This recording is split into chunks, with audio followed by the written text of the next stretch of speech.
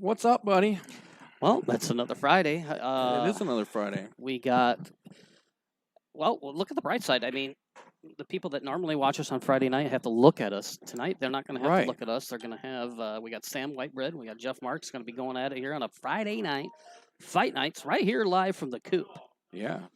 So we're gonna mix up off the rail. We don't want to upset any off the rail viewers, but we're gonna mix in some off the rail stuff here. We've got some flyers for some upcoming stuff we'll share with you, and we got a little bit of information here and there that we would normally bring to you on a off the rail night. And we'll mix it up, but we wanted to try something different. We did this once before where we did a little mini version of off the rail, and then we did a fight night. But we decided tonight we're just gonna focus on the fight. You're getting two for the price of one, and, Yeah. and since it's free, you're getting a hell of a deal Right. tonight. Yeah, you can't beat this. No, we're live from the Pigeon Coop. It's a TNT Fights, like Hollywood said. It's Jeff Martz, which you see he's there practicing right now. I'll show you. We got a couple views that we're gonna share with you tonight of the action. And we've got some. We're gonna bring you some stuff. A little bit of off the rail stuff. Real quick, let's actually while we're doing this, why don't we talk about some of these? I got a ton of flyers, so let's take a second and talk about some of these. Yeah, better get them out of the way. They're getting ready to flip the coin, but we'll be talking a little bit about this stuff. And this is the tournament that's going on tomorrow. Signups are going to be from 11. It's supposed to be breaking at noon. They're going to take, I believe it's 32 men, 16 women. Because I believe they are going to be playing different. So they're going to be playing at all the locations downtown Rock Falls, as you can see, PJ's, Froggy's, Corner Tap, Whiskey Barrel, the Cooler, and Cardwell's. It's a $15 entry. Well, here's what I don't understand. It's a $15 entry with a $10 green fee. That makes absolutely no sense. I'm just gonna leave that whole thing alone. Hey, Jessica. Look, it's Jessica from Dave's Place. Hi, Jessica from Dave's Place. We're in Rock Falls. The Pigeon Coop is in Rock Falls. I don't think I've ever met Jessica. She's the bartender. She's the boss lady. She's the boss lady. See, I never got to meet her. Yeah, she was the one that took pictures with everybody, and when I got second place, I got to take a picture with nobody. No, it wasn't you and Steve Oder in those pictures? I had to stand next to Steve, and he's like 9 feet tall, and it made me look like I was. He made me look like a newborn. Right, and tomorrow as well, and this is the other side of things. So if you're not going to be in Illinois and you're looking for something to do, over at the Alibi in Lamont, Iowa, there's going to be a women's 8-ball singles tournament. You can get a hold of Jill Berger on Facebook or give her a call at 563-608-3355 or call the Alibi at 563-924-2104. And this is going now. This is a travel, and the only reason we're going to share this is because our super fan Hans just recently signed up to come play at the Pigeon Coop, or not the Pigeon Coop, at the Dave's Place. He's going to play at Dave's Place. Yep. He's traveling all the way from Nebraska. Yeah, but here he's got a $500 blind draw Scotch doubles. Boy, yeah, at Kick Shots 513 at Ellis Street in Beatrice, Nebraska. It's $30 entry for the members. Guests play for free. 64 players max. September 12th. Start at 5 p.m. Contact to register. Greg. How would you pronounce that last name? Gunther. That's what I'm going. At 402-520-2621 or Tim Kieran. I'd say Kieran at 402-587-9157 at tspnpool.com. So you can look it up on the website too and probably get signed up for it. And 64 player max. It looks like it could be a ton of fun out in Nebraska if you're looking for something to do. We reach everywhere. Don't forget that we reach everywhere. Yeah, we try to tell everybody. Don't forget. I mean, if you do have something going on, don't be shy. Just give us a holler out there because we always turn the phone sideways and blah blah blah. Yep, we got some cool new stuff on that too. So September 19th, next weekend, the Bobette Hurricane 8-Ball benefit is going to happen at Racks on the Rocks. You can get a hold of Josh for more information on that. 309-203-5075. Tourney starts at 3:30 to 4 o'clock. It's a sign-in starts at 9. Looks like there's all kinds of cool stuff going on. So check that out. It's the Bobette benefit Hurricane 8-Ball Racks on the Rocks in Peoria. 2800 West Farmington Road, West Peoria, Illinois. And then there's a lot of stuff going on 19th. So if you're looking for some pool and you're anywhere close, you've got a lot of stuff to do. There's another ladies 8-ball tournament next weekend at Twisted Rose with Roy. That one's in Algonquin on Main Street, 1130 South Main in Algonquin. Starts at 1 o'clock. They had a ton of fun last time. The results, I didn't get them posted last time. We missed it a little bit. It looked like they had a ton of fun. So, ladies, if you're looking for something to do next weekend, there's an 8-ball tournament for you. Check that out, Algonquin, Illinois. And that same weekend, we will be in Dixon at Wise Guys for the second annual J Balfour Memorial 8-ball tournament. I just want to give a big shout out. Blackhawk Amusements out of Sterling just recently contact us, let us know they will be opening up the tables for us and donating some and tables. we gotta give them a big round of applause. I mean, Blackhawk, you know, they don't have to do it, but they're gonna do it, and we really appreciate that because it makes it a lot easier on the players that are showing up because. You know, you pay your entry fee and then you start plugging a buck a game and you know, you're in a 32-man field or whatever it is, 40. You know, by the time if you start from the beginning and plug the tables all day, you can easily have 30 bucks wrapped up in just quarters. Right. Yeah. So it gets crazy. You get mess up your shooting hand just pumping quarters. That's nuts. So that's September 19th. That's next Saturday, and I'm understanding it correct. Mama TNT is going to be cooking some food for that. So that's what I like to hear. When Mama TNT is cooking food, I'm a happy man. Yeah, you and me both. The weekend following, the Illinois Iowa Cup starts September 25th through the 27th at Rocks on the Rocks in West Peoria. They're starting to post some of the teams. Yeah, I haven't seen any of the teams yet, but you're going to see some really good teams down there playing. And if you want to see some good pool, some good team pool played, go watch the Illa Iowa Cup, however they sell it. Illa Iowa. I don't even try to separate it. I just say Illinois Iowa Cup. Illinois Iowa Cup. Yeah, so you can check all that stuff out. I believe that Rax has actually got they have a little setup where I think they might be able to stream some of the action. So yeah, they do have one of the tables. I know for a fact has a camera above it, and they'll be streaming some stuff down there, so you'll be able to catch it. Josh always puts on a top-notch operation down there, so you'll be able to and when that gets a little bit closer, we'll be able to tell you where that'll end up. Yeah, we'll get some information for next week on Off the Rail. So it looks like the players are racked up and ready to go. This will be an 8-ball race to 5. Yep, they're gonna rate. They're playing 8-ball, 9-ball, and then they're gonna decide on a third one depending on the outcome of the first two.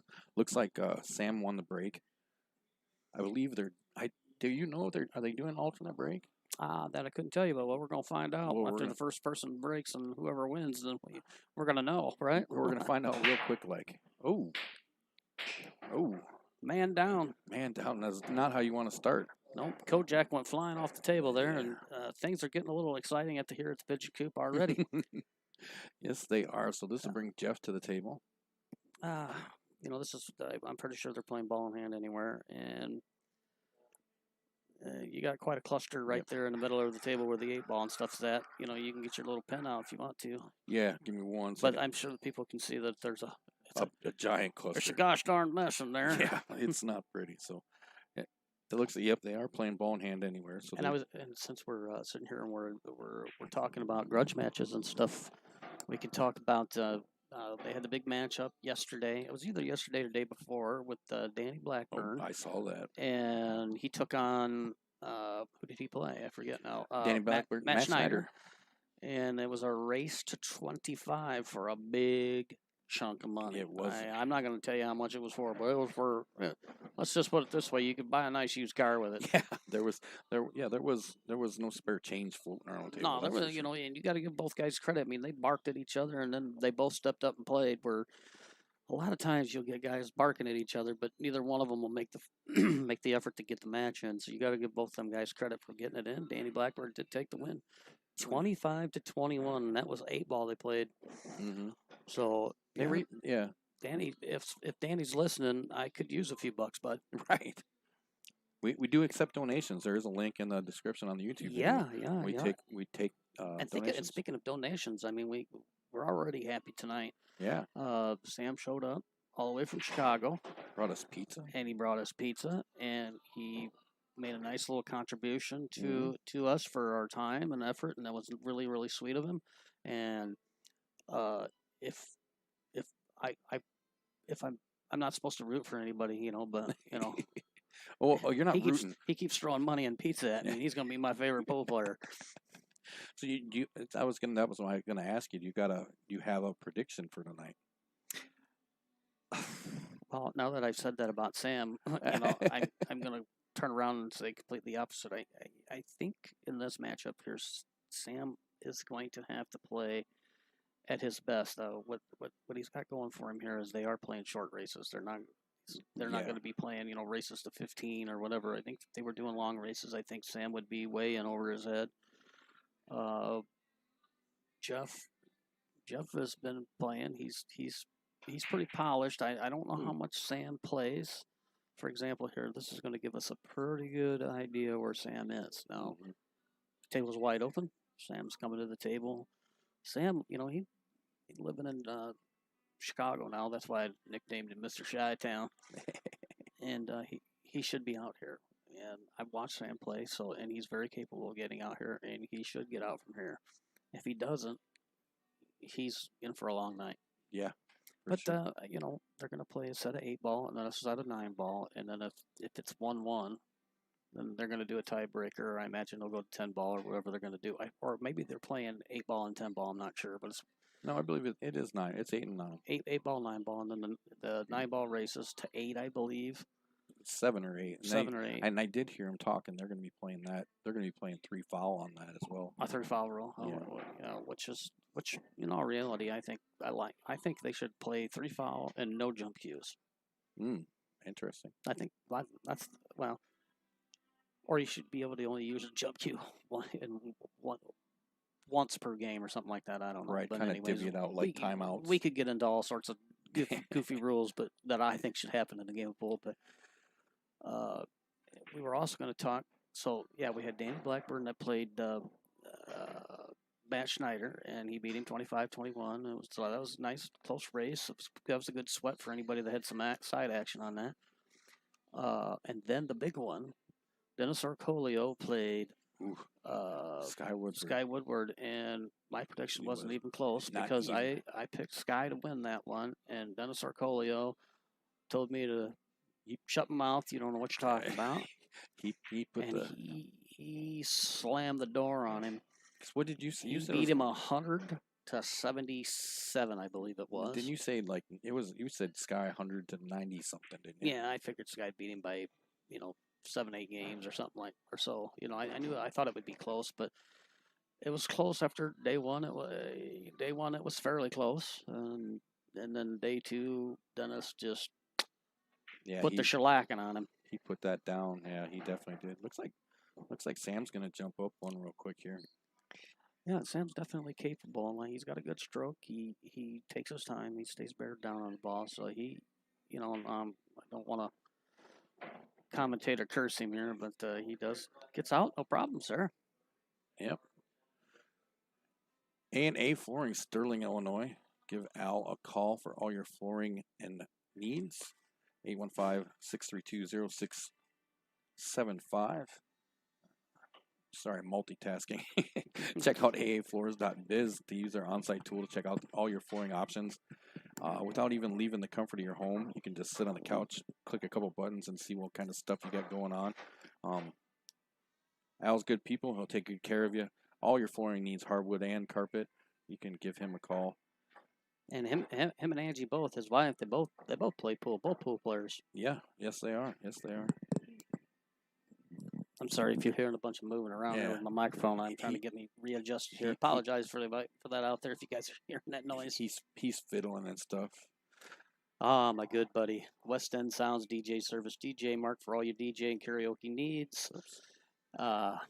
Competitive pricing. Call Mark today at 630-364-8454. And don't forget, ladies and gentlemen, this offer still stands. The first person that calls Mark and tells them that TNT Tournament sent him, you get a $50 discount on your wedding reception or party, whatever you book, you're going to get $50 off. So make sure you call Mark at 630-364-8454, and he'll take care of all your party needs. And he's got that special uplighting. So if you've got some events that you want to do that you really, really want to set the mood and do some nice uplighting in the room, Mark will set you up with that too. So call DJ Mark.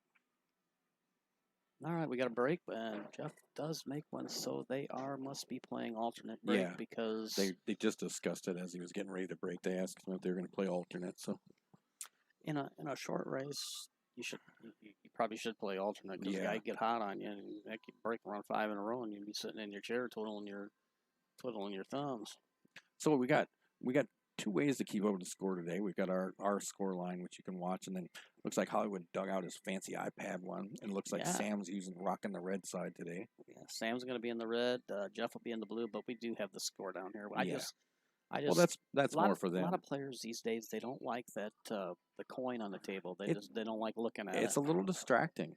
Sometimes I think it is, and especially if you're in a get in a funk or something, and then you just start finding things that are irritating.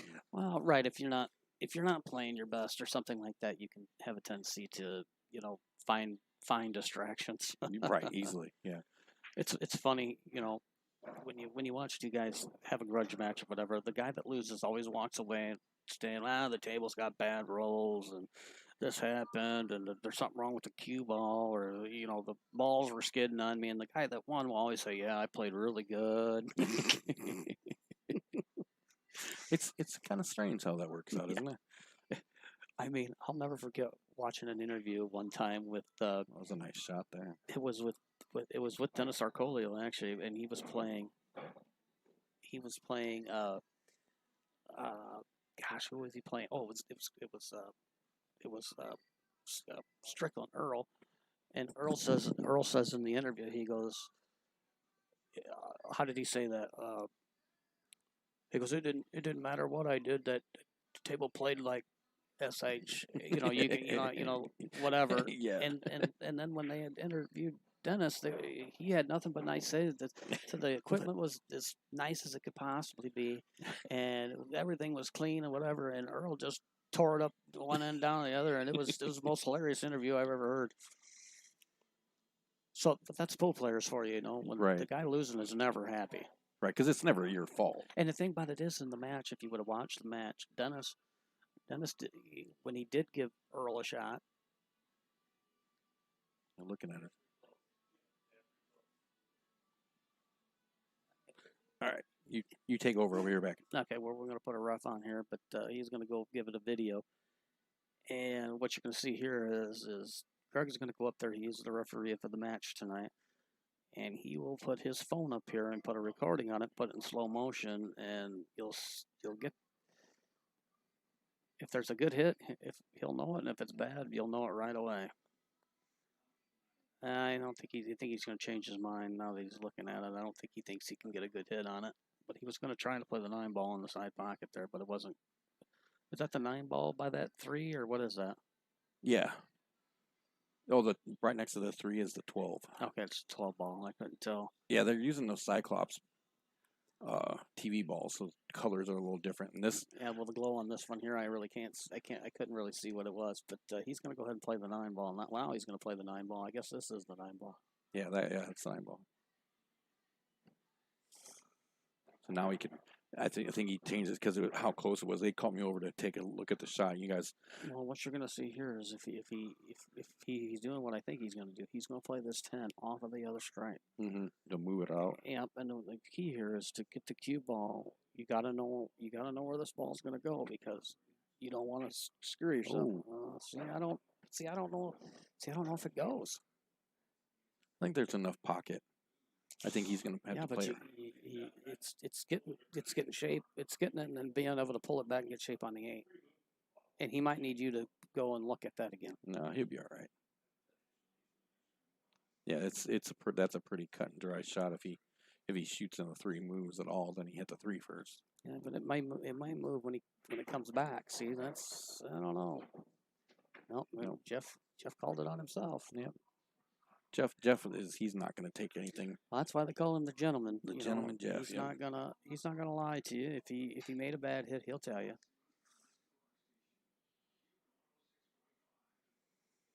So we had some other matches that went off. I did see that Anthony Garcia played. I can't remember. Oh, I can't remember. They played for a used car too. Yeah, I can't remember who it was either. Now that you mentioned that. So if somebody out there in the chat land knows who Pun played, let us know. I know that the score ended up they were racing to. I want to say it was 20, and the score was 2017, I believe. I want to say that's what it was. I'm not sure. Sam's looking to take that ball in hand and play the trouble ball he's got here. We changed his mind.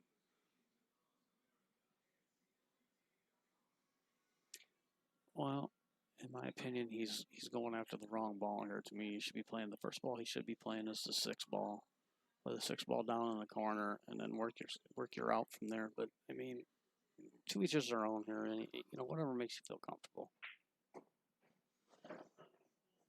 That wasn't a horrible play.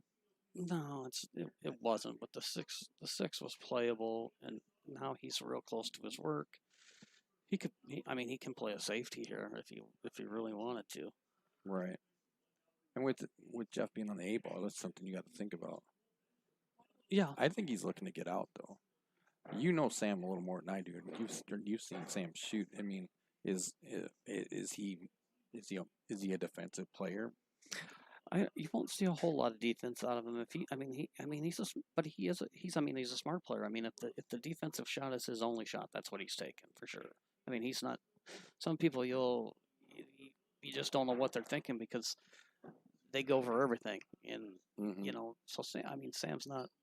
He's a smart enough player. When it's time to play defense, he'll definitely play it. But if he's got an out, he'll try it. He definitely has some good control. I mean, he's seen some good speed. He does. He's got a real nice stroke on him, and like I was talking earlier. I mean, he plays good pool. I mean, this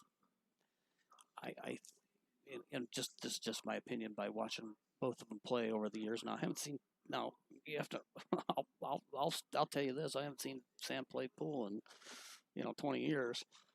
So, for all I know, he's been playing with professionals and getting lessons. He said he played a couple, and that he jumped back in recently and played a little bit over in Downers Grove.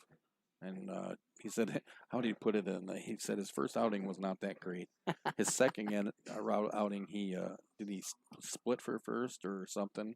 He finished in the top 2 at least. That's what I think he said. Well, he's definitely. I mean, if I had to rate him, I would rate him, about where I'm at. A top end open player. I mean, he's, I don't think he plays at quite at an advanced level, but he certainly is close. Right. And he definitely has his moments. He just went up 2-0. All right, we'll be back in just a second. Hang tight. CBM Construction offers all your construction needs: new builds, remodeling, heating and cooling services, and installation. Give them a call today, 815-716-6727. CBM is licensed, bonded, and insured to provide the ease of mind you're looking for.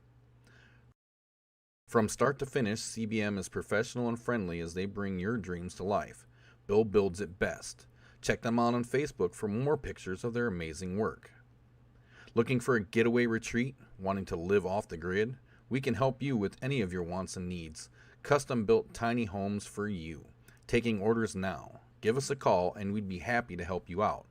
815-716-6727. CBM Construction. 815-716-6727. Our amazing sponsors helping us take care of business. Oh yeah, we gotta love them sponsors. For sure, and we're going into the 3rd game.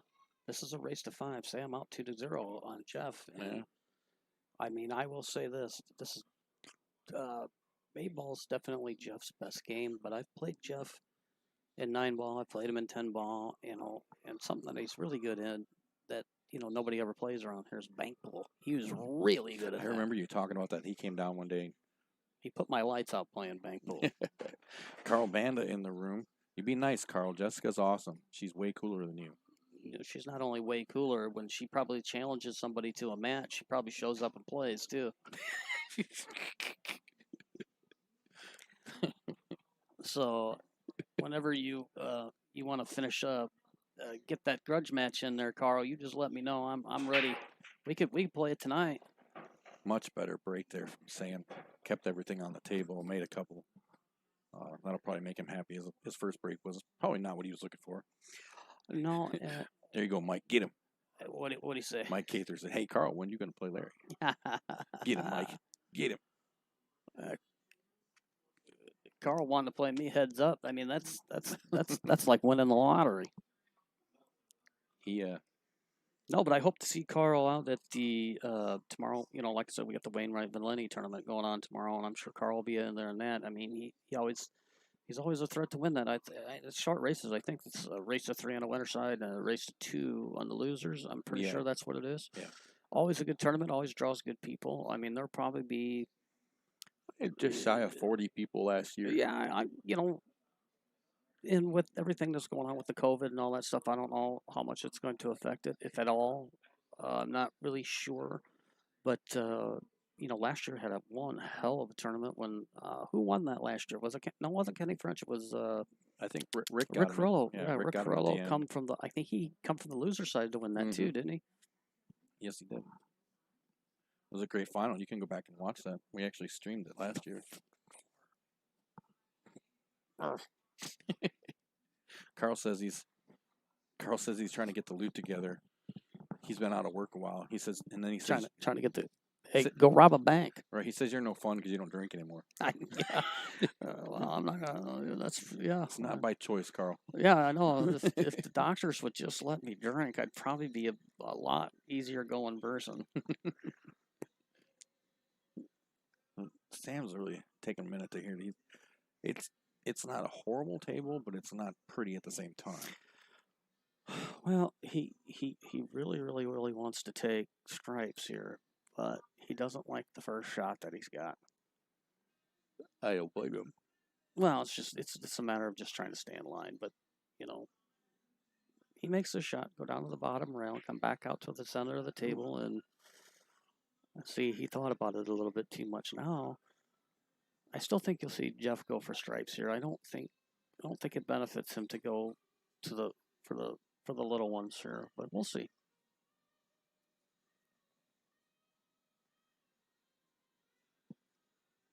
And being that this is such a short race, Jeff really needs to get tidied up here and get on the board. I was gonna ask you, is there a spot where this becomes where there's that almost a point of no return? If Sam gets up so far, you think that that's obviously going to put Jeff in a different mode, and you think that starts to jeopardize his game a little. Well, what happens is, especially when you're playing alternate break, in this situation here,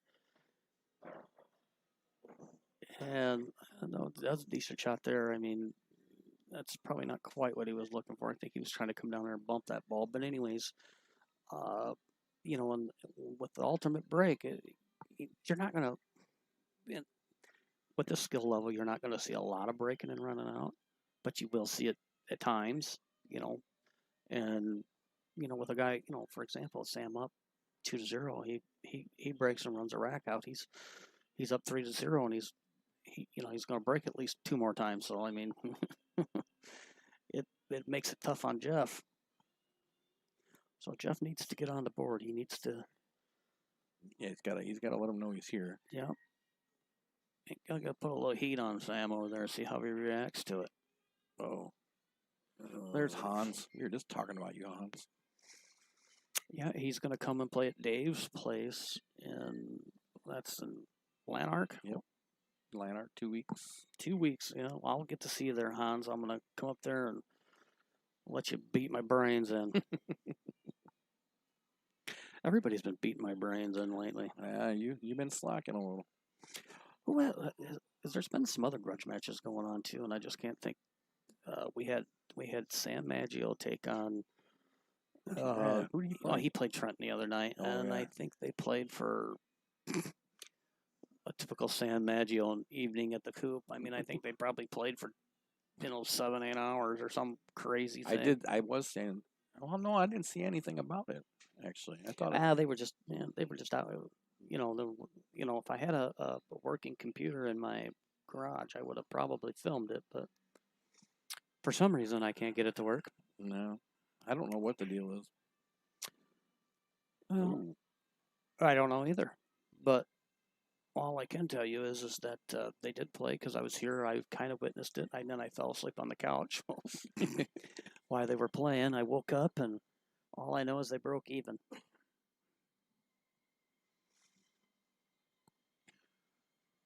Another match that's supposed to be happening here soon, which I know didn't happen the other day because of being closed on Labor Day, but Alex Faranick, however you pronounce Alex last name. I thought they were playing Saturday. No, they were supposed to play. He was out of town, They were going to play. They were going to play on Sunday or Monday or whatever the deal was, and the pool hall was closed, so they got to reschedule it for a different date.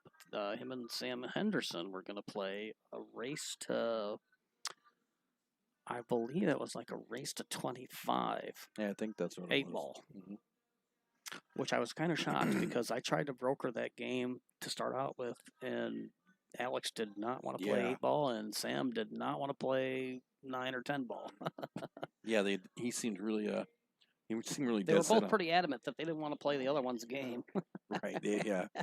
Well, if I understand it correctly, there's some. I don't want to not. There's something there with the two of them. I don't know. Well, competitive. There's a little heat there, Might not be the best friends, so to speak, but right. Still friendly enough to get a game. Sometimes people get a little too serious about it. I mean, don't get me wrong. You want to be serious. You want to. It'd be no different than if you or I were playing. As soon as you slapped a few bucks in front of me, hey, we'll be friends later. But till then, when I'm done taking your money, then we can go back to being friends. And if you take my money, I might have a little red ass over it for a while. But I'm here to tell you, ladies and gentlemen, pool is not a life or death situation. And so, you get out there and you play. If you win, you win. You lose, you lose. I mean, you're going to learn from winning and losing.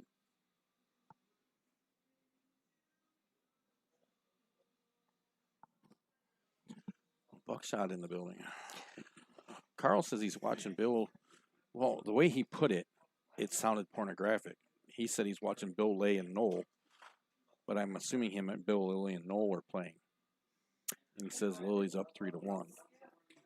They must be playing down at Cardwell's or something. I'm not sure. Yeah, I'm gonna assume that's where they're playing.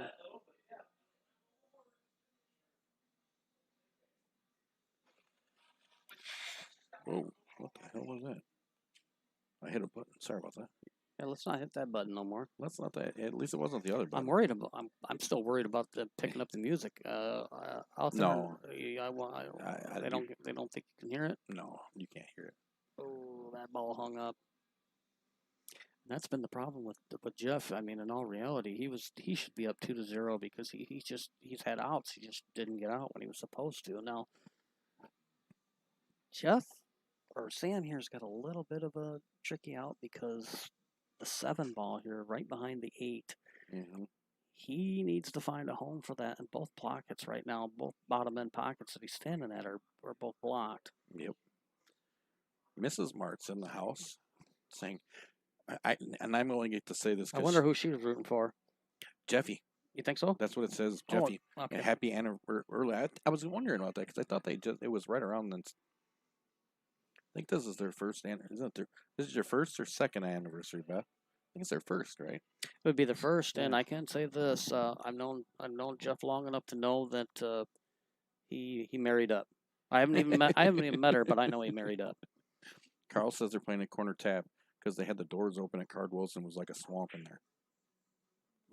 Ooh, yeah. See, I think what Sam was really worried about there, and he might have gotten lucky and he might have hooked Jeff here. I don't know, but he can play rail first and probably still make it. But skipping shape on the 11 ball may be a little tough. We'll see, but he's on the rail first on that. Well, I think it might be deep enough to pocket. What you do is you masse this a little bit, and then you get it to hit just beyond the last dot there, the last diamond, and then you roll it off the rail, and then make the 14 get it kicked over here and try to get shape on the 11. Let's see what he does here. And he's kind of queuing down on it. Watch it. He'll throw the ball a little bit. See how he did that? Yep.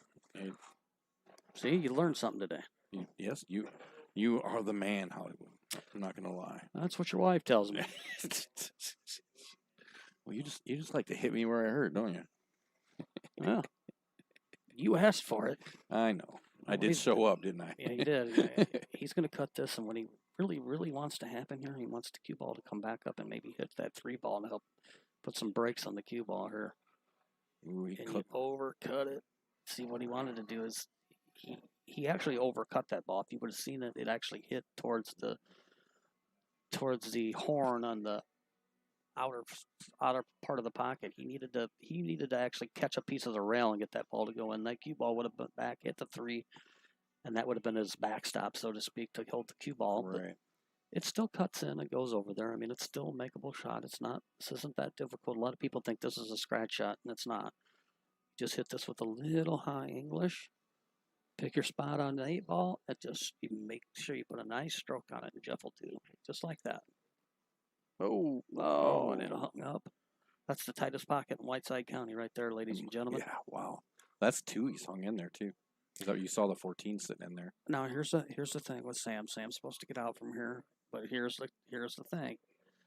Sam has proven that he, can make mistakes from anywhere.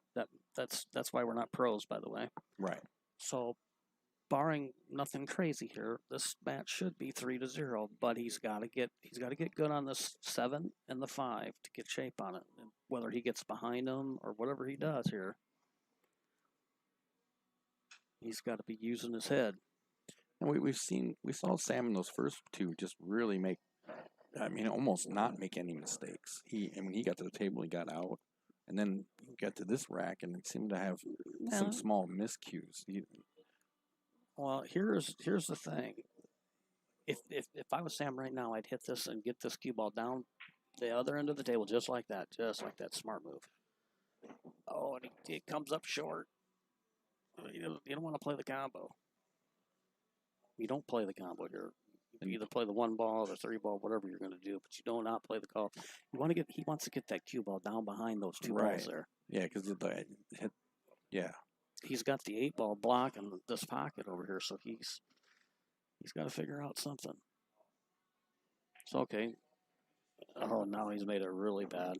Yeah, he gave him the 5 ball there, or the 7 ball. Sorry.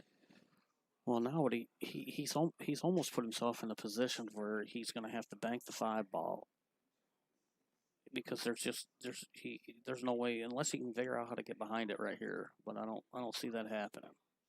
He might stroke it and be able to get behind it here. Let's see what happens. That's what he's going to try to do. Yep. Let's see. He's come up short. So now he can go for the gusto here and bank it, call it in the side pocket, and try to get out, play the 1, and hopefully, if he misses, hopefully leave him bad. And he must. Oh, he's gonna cut it down in the corner. That's what I was gonna say. I thought the way he was kind of eyeballing it looked like he was gonna try to. This is all or nothing right here, folks. Right, because you can't. Oh, and he made it. Oh, he made it! What a shot! That was incredible. Thank God for Valley tables. He used all of that pocket. That's gonna be the one that. We're going to take a look at that. That was the shot right there that got him that. Oh, wait a minute. We're going to miss that 8 ball shot. I thought he made it already. Not bad. Sorry about that. So here we look at this shot on this 5 ball. This pretty much gave him this one. Now, without being at the table, I don't know how, not being able to see the table, but this is one hell of a gun shot right here. Yeah.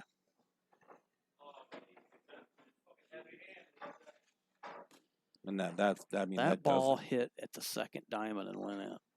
That just goes to show you, folks, right there. It's all about the speed and making sure that you put the right spin on the cue ball. So when you hit the object ball, if it does hit the rail early, it's still got a chance to go in because the English caught there, and it caught the horn down there, and it kicked it back into the pocket.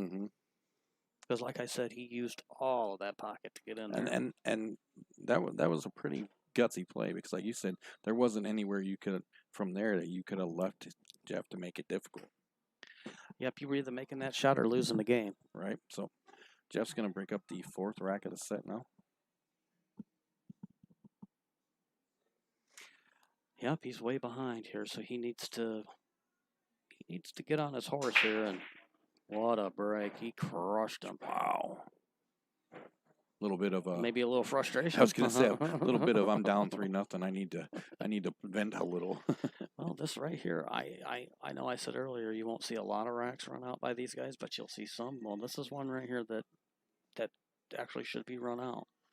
The only ball that's got any issues whatsoever is the 6 ball down here underneath the 11, and right there. Right here, you see the six balls there, and then the 11's right in front of it. It's just a matter of making sure you get shape there, and if you get shape there, you're good.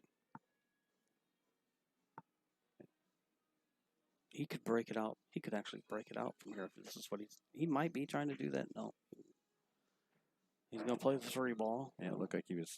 What do you think he was trying to all get up here for this?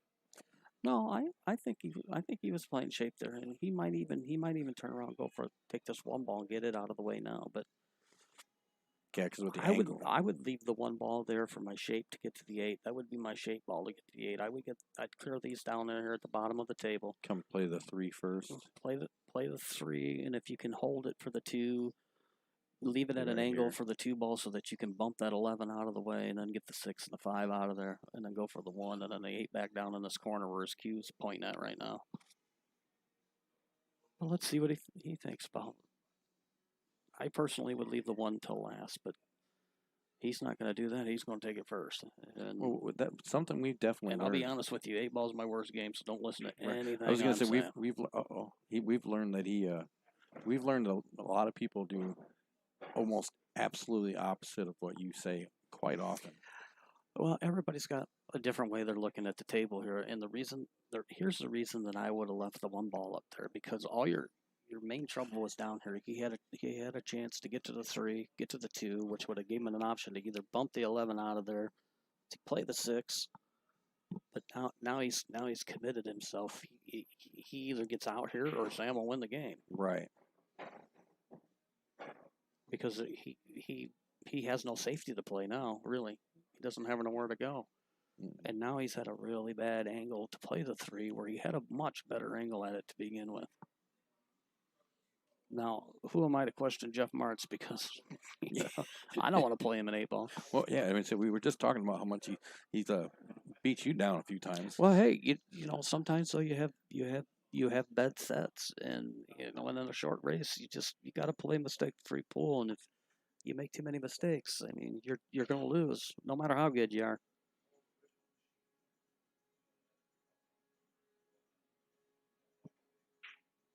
Oh, and see, therein lies the problem, and he might have gotten lucky here. Yeah, but he's got the ball up at the upper end of the table here. I can't tell what that is. The 9 ball, is that what that is? Yeah, you've got the 14, 13.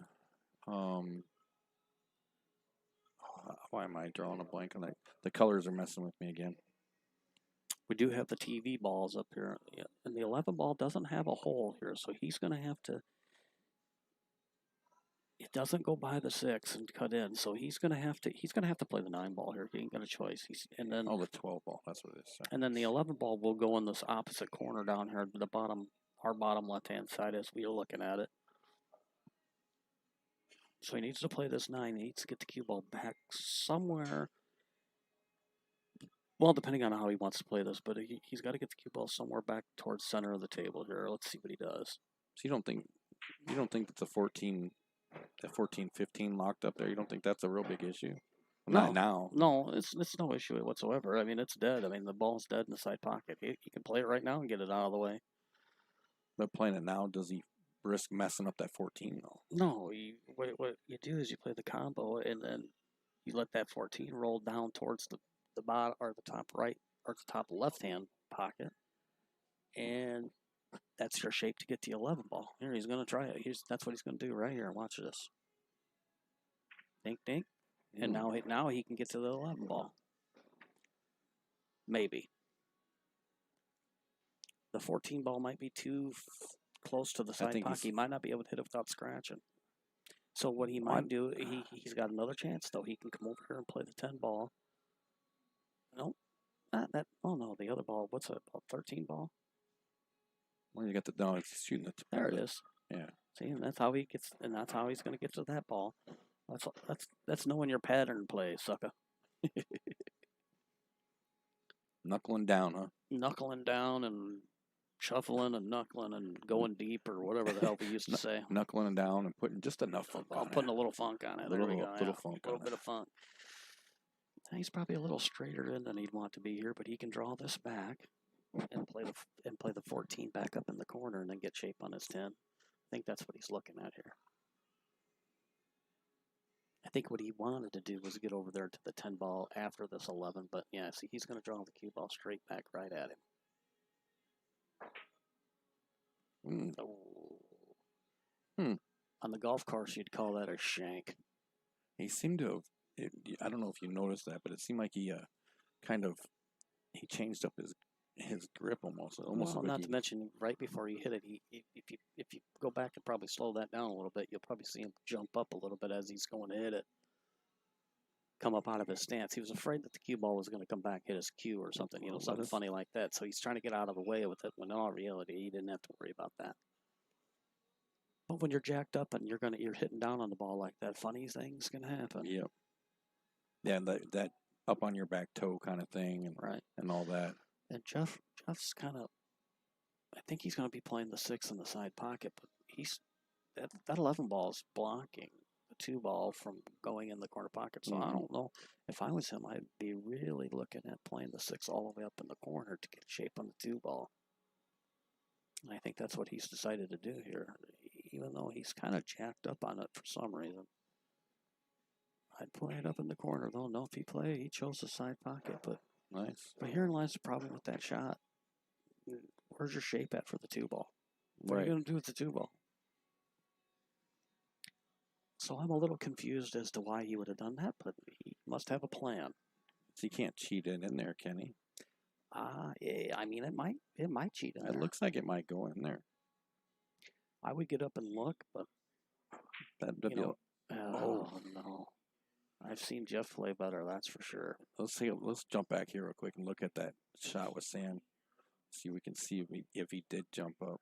Well, it's ever so slightly, but when you're jacked up on a ball like that and you go to hit it, your concern in your mind is this ball's going to come back and hit my cue or something. So you're trying to get out of the way. Watch it. Mm-hmm. Oh, he kind of he didn't stay down on it. He just hit it bad. He didn't come up too much, no. Oh no, he hooked himself. I think he can get by there. Oh no, he's going to cue down on it. I guess he can get there. Yeah, he can get there. He's got to get around the table here though. So he's going to hit this with 2 rails. 1, 2. There you go. Nice. I'm not gonna lie. I didn't. Oh, and like I said, I don't know Sam very well, but this is not how I saw this going down. Well, the thing about it is Jeff has had an opportunity to win every single game. This game could easily be 4-0 the other direction. True. True. So that's the thing with this quality of pool players. You just, the other guy's doing all the work, and then you go up there and get a clean table to shoot at. It's anybody can get right. Out. Clean Charles could run these out. Clean house, and they're going to take care of business. So that puts him up on the hill. Yeah, Sam goes on the hill 4-0, and I believe he's breaking.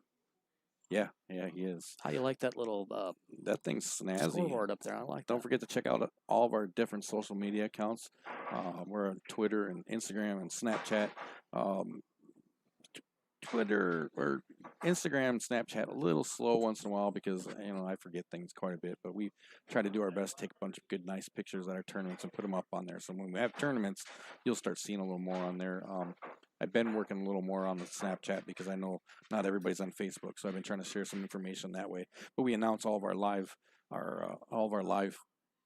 streams and things like that go up onto onto our Twitter account. So if you're watching Twitter or not paying attention to Facebook when we go live or something like that, you can get notified on there. So check that out. And of course, you can always call us and talk to us about advertising or setting up a match or getting information about a tournament or signing up for one.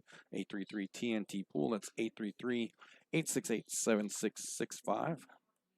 Here comes Sam now, and he's going to break up the 5th rack of the set. He's up on the hill. And I was going to remind everybody out there in the pool land, we this last week we were experiencing some internet issues. Turns out it wasn't even our internet. Turns out that Facebook and YouTube was having a little trouble with something, and our program wouldn't line up, wouldn't mesh right, whatever the deal was. And for those of you who don't know, go back and watch it because we uploaded it to YouTube and Facebook. Where you can go back and you can watch where we had our interview with Moscone Cup player. You're gonna mess it up, Tyler Steyer. Ooh, I remember. Nice. I always want to say Skylar Tyler. I don't know why I want to say that, and I apologize to him for I don't know why my brain wants to do that. It kind of rolls off the tongue almost sometimes. And if you get a chance, go back and watch that. If you haven't had a chance yet, ladies and gentlemen, real interesting, great interview. Yeah. Tyler was just as gracious as everybody's been so far. Mm-hmm. I mean, we've had from Dallas to Mark Wilson to Allison Fisher. I even remember to send him the link on that Dallas one that he was asking about watching. Yeah, just as nice as could be. Very informational too. I mean, talking about pool and except that one part, I think he misunderstood him. We were asking him about one of the weak links, and he was like, "Hey." I think he thought we were trying to figure out a chink in his armor. And we weren't doing that. It really shows his focus.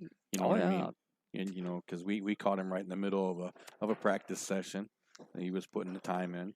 Yeah, and I'm going to assume where we did the interview must have been from his home, and just like any real pool player, he's got the pool table right in the house. Yep, he was taking care of business. Yeah. I'll never forget.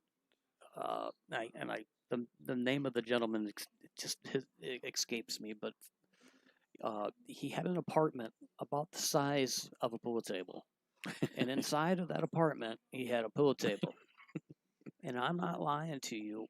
You walked into the door to go into this gentleman's apartment.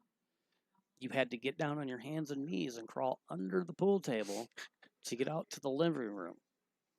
It's just, if you've seen how this place was set up, and he would shoot pool. I mean, you couldn't shoot. You could only shoot on the short rails on each side.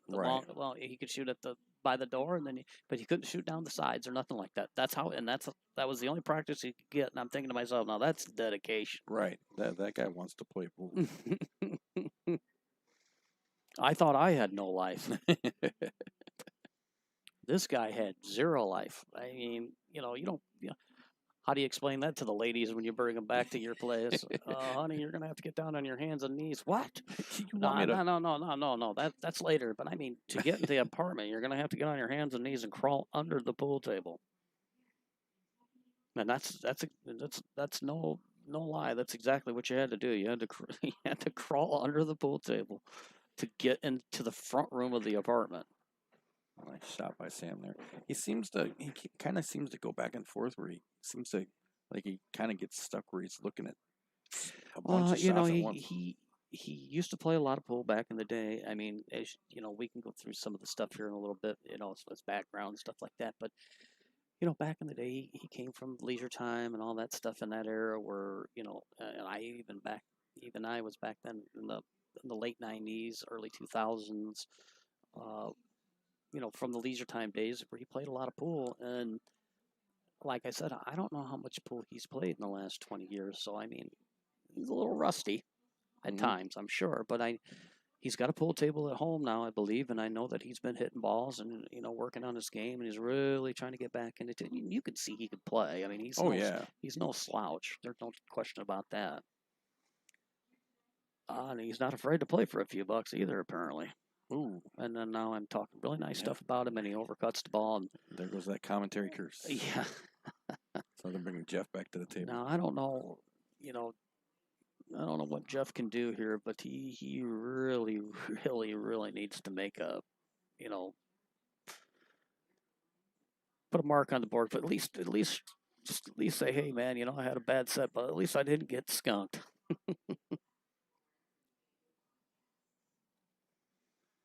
Yeah, I mean, it will really surprise me if Jeff doesn't get on the board in this first set. Well, hopefully, for Jeff's sake, I hope he gets on the board. Oh no. And when things go bad, they go bad. Yeah, and all the times I've seen Jeff play, I don't think I've ever seen him have. I'm gonna go out and say he's having trouble.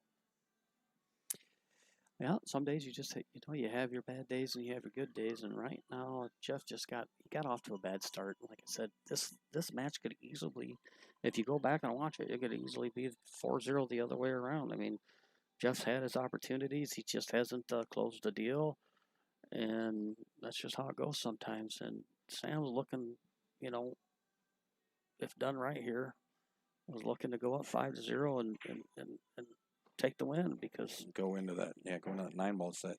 He's just got to make sure he gets this cue ball out and playable. Center table is where I would play it. I try to play this center table just right out about like so. There you go. Now he's got his options. He's got I can't tell if he nudged that 2-ball or not, but I believe the 2-ball passes to go in that corner pocket, and if it does, he's going to play this ball right here in the corner first, and then the 11 or whatever that is by the side pocket. I believe that is the 13. Yeah, I think you're going to see a 5-0 shutout here. Yeah. We're going to take a second after in between matches, and we're going to take a second. We're going to take a little time in between matches, and put that one down there good.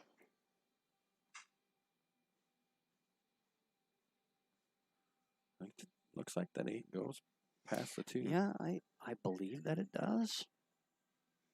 He's really looking at it, though. I mean, he must have to hit it good or cheat it to the one side of the pocket.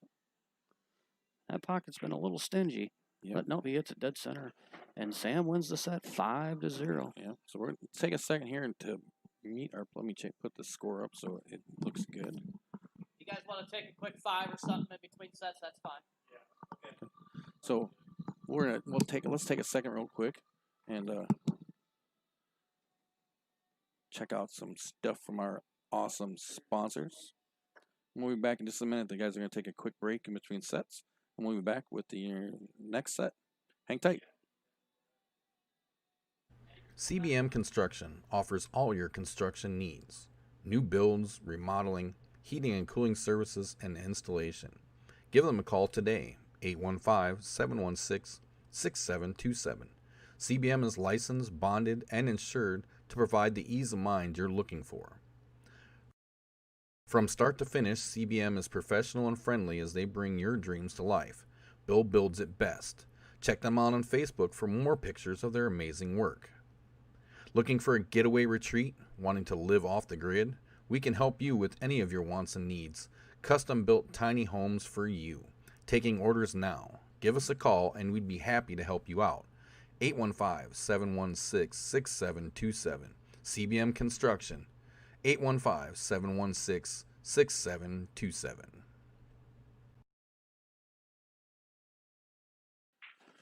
A&A Flooring in Sterling, Illinois, 2528 East Lincoln Way, 815-632-0675. Give Al a call for all your flooring needs.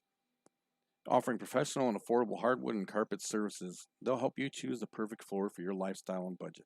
Check out aafloors.biz to use the on-site tool to check out flooring options from the comfort of your home without moving anything. You can stop in the showroom Monday through Friday from 8 a.m. to 5 p.m. and Saturday 10 a.m. to 2 p.m. with additional appointments upon request. A&A Flooring, 815-632-0675. J. Mark from West End Sounds. DJ service for all your DJ and karaoke needs. You can give him a call at 630-364-8454. And don't forget, everybody's got to listen to this now. I keep telling everybody, and somebody's got to give him a call, book an event with him, whether you're having a birthday party, a wedding reception, or whatever. He'll take care of all your party needs. Tell Mark that TNT Tournament sent you, and you'll get a $50 off of the price of whatever show you're going to be booking with him. So make sure you give Mark a call at 630-364-8454. He covers all through Illinois. He's looking to get out into the Iowa area, Wisconsin, Michigan, wherever you want to book him, he'll travel. Yeah, that's DJ Mark, 630-364-8454. Let's take a second to meet our players real quick.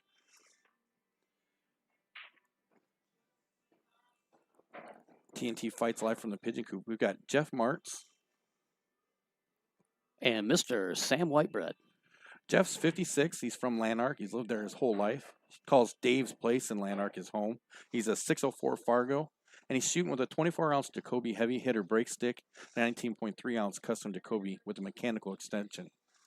And when we got Sam Whitebread from Darien, Illinois, where the racks are. That's his. He doesn't really have a home.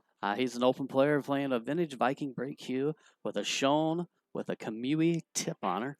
I don't know if he's plays with a soft hard or whatever, but he does not have a Fargo rate, but I would guess if he had one, it would be somewhere in the upper fives. So those are your players in our battle this evening. Both about as nice as guys as you could ever ask to play with. I mean, but unfortunately, nice guys will finish last. One of these nice guys are going to finish last tonight. Yeah. So, and remember, Sam's up one set to nothing over Jeff. I'm going to take a little second to show you guys some information on how to set up your own TNT fight. Now, check this out. We'll be right back.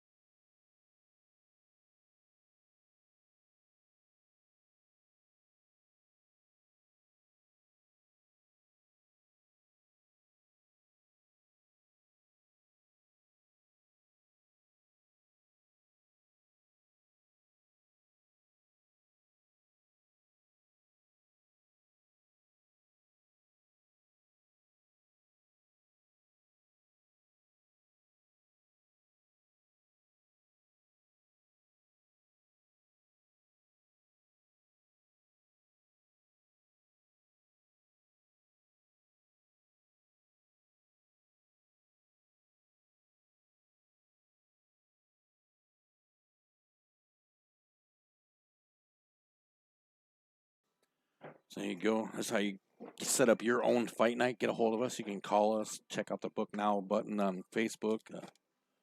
All kinds of cool ways to get a hold of us and do your thing. What was I gonna do? Give me $10,000. Oh yeah. And send me to Vegas. I got a cool new option I was gonna mess with today, but I didn't set it all up, and I didn't want to get in there guys' way, but I came up with a cool, you didn't get to see it, I came up with a cool new way to get some remote cameras. Well, I mean, remote cameras would be the nicest thing to have, only for the simple reason is you wouldn't have to have, all these cords all laying all over the place. Well, this is more, we could hook anybody out there with a phone, out there in the crowd with a phone. They could give us a little link, and we could set it up where, like Mr. Noble's sitting over there, he could get his phone up and he could shoot a shot from there, and we could do it. It's pretty neat. I'm working the bugs out just to. You and the technology stuff. I mean, I think this looks pretty good just the way it is, isn't it? Doesn't it? Yeah, I'm not gonna lie. I'm not a fan of your overhead. I'm almost half tempted to change it out because it's just not. It's not up to snuff for you. It's not up to snuff. Part of it is, and you guys won't understand this. It might look totally different to other people watching it, but on the TV the monitor that we're using, because it looks totally different here than it does on that. Oh, absolutely. So right. I'm actually gonna go and look now. So you might hear us talk for a second in the background. I gotta go and look at this. You guys see, this is the stuff when we do fight nights that you guys don't see, like on Off the Rails much. I am very particular about how things work. So they're playing 9-ball now. Yep, Jeff playing a won the 9-ball, flip. race to 7. They're going to alternate break, 3 fouls. 3-foul rule is in effect. Jeff breaks, comes up dry. Sam's comes to the table. He's going to take a look at his options here. And his option here, if he can pocket the 1 ball, which the 1 ball will go into the corner. It's just a matter of, holding for the 2. And, there's nothing tied up. The toughest shot is his very first shot. Seems to be the thing, though. My first shot's always... And then he does have the option to push, but I don't know if that's a real feasible idea here. No, you're never going to be pushing this. I mean, there is an option of playing a safety here if you really wanted to. And that's not actually a horrible thing, because it wasn't going to be the easiest to get to shape on the 3-ball anyways. Yeah. It looks better on there than I thought it did. See. Well, and by the way, it's not my camera, it's yours. I just stole it from you. No, I made you pay me for it. I did? Yep. I don't remember paying you. Yeah, that's if I did pay you, I want my money back. It's a piece of junk. You just said so yourself. Why am I paying for something that ain't up to your? Oh, I see what it is. I get all the hand-me-downs. Yep. Hey, now I get it. You live and learn.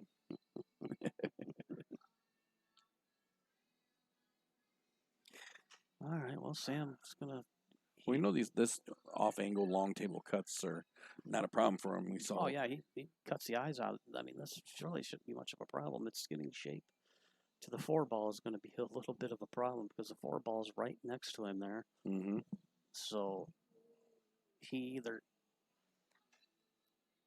going to have to put some spin on this. What I think he's trying to do is get it to spin, go back off the bottom rail, get in behind that 4 is what he's trying to do. Right? Like that. Ooh. Yeah. But it might work out for him. He might have hooked Jeff here. Yeah. Jeff might be looking for a safety here. That 6-ball is also looking a little tougher to get at now that where the 5-ball is. Mm-hmm. Yeah, Jeff's definitely hooked. He's going to have to kick at this. Now, what he's going to want to do, here's where your little thing will come in handy.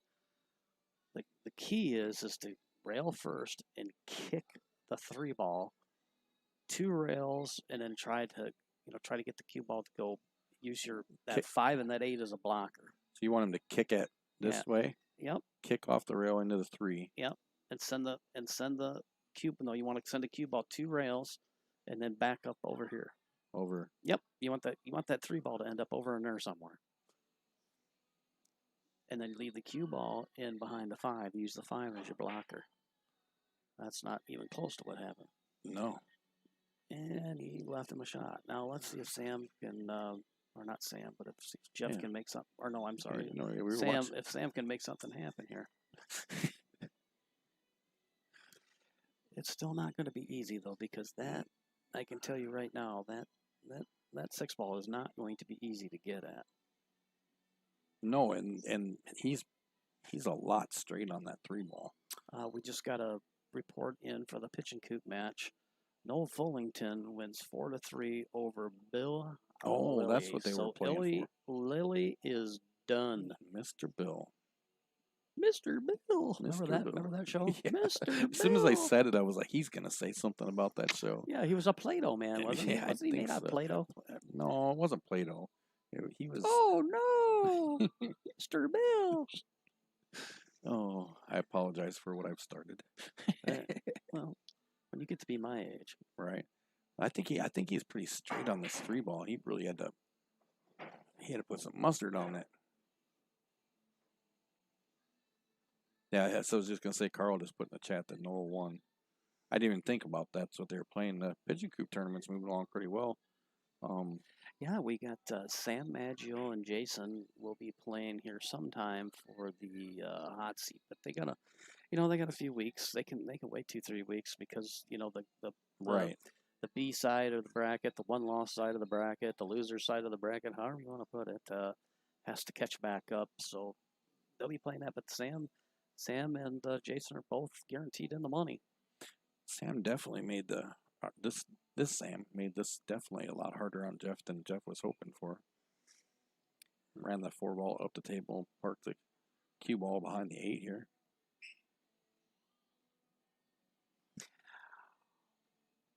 Oh, yeah. Jeff's gonna pull out the old hopper Rui. Yeah. I see, and the thing about it is, I don't agree with this shot here. It's too hard to keep on the table. And that was another thing. And now, and the six thing about it is, the 6 ball still tough to get at. Even with ball in hand, starting right here, it's still you got to get. What you're gonna want to do is you're gonna want to play the 4 in the corner, and leave shape on the 5 ball so that you can get the cue ball down to the rail, all the way down to the bottom rail. Wait, you play the 4. You're going to play the 4 in the corner, yep. Here. And you're going to be in the cue ball out somewhere in that area. Yeah, somewhere in there. Right here. So you leave an angle on the 5 so that you can, and then you're going to have to hit it perfect. And bring the cue ball this way. Yep, you're going to bring the cue ball down there to get shape on that 6 ball. It's the only way you can get to it. I think he can play some draw on it, though, huh? I'm not sure what he's. Oh, he played a safety. I forgot about the three foul. 3 foul rule, yeah. Yeah, see, now that changes things a lot. Yeah, I completely forgot about that, too. Jeff will one rail kick at this and play the 4 in the side pocket if he can get lucky enough to get it there. I'm assuming they're going to do it if Jeff does foul this time. Sam will have to make sure that he's supposed to acknowledge it. He's supposed to make sure he. Yep. Well, he doesn't have to do it right away. He has to do it right before Jeff shoots his next shot. Although I'm sure Jeff knows where he's at. But that's the rule dictates. But that's right. Technically speaking, he's supposed to tell him. Right. But he doesn't have to do it right. He just has to do it right before Jeff shoots his next shot.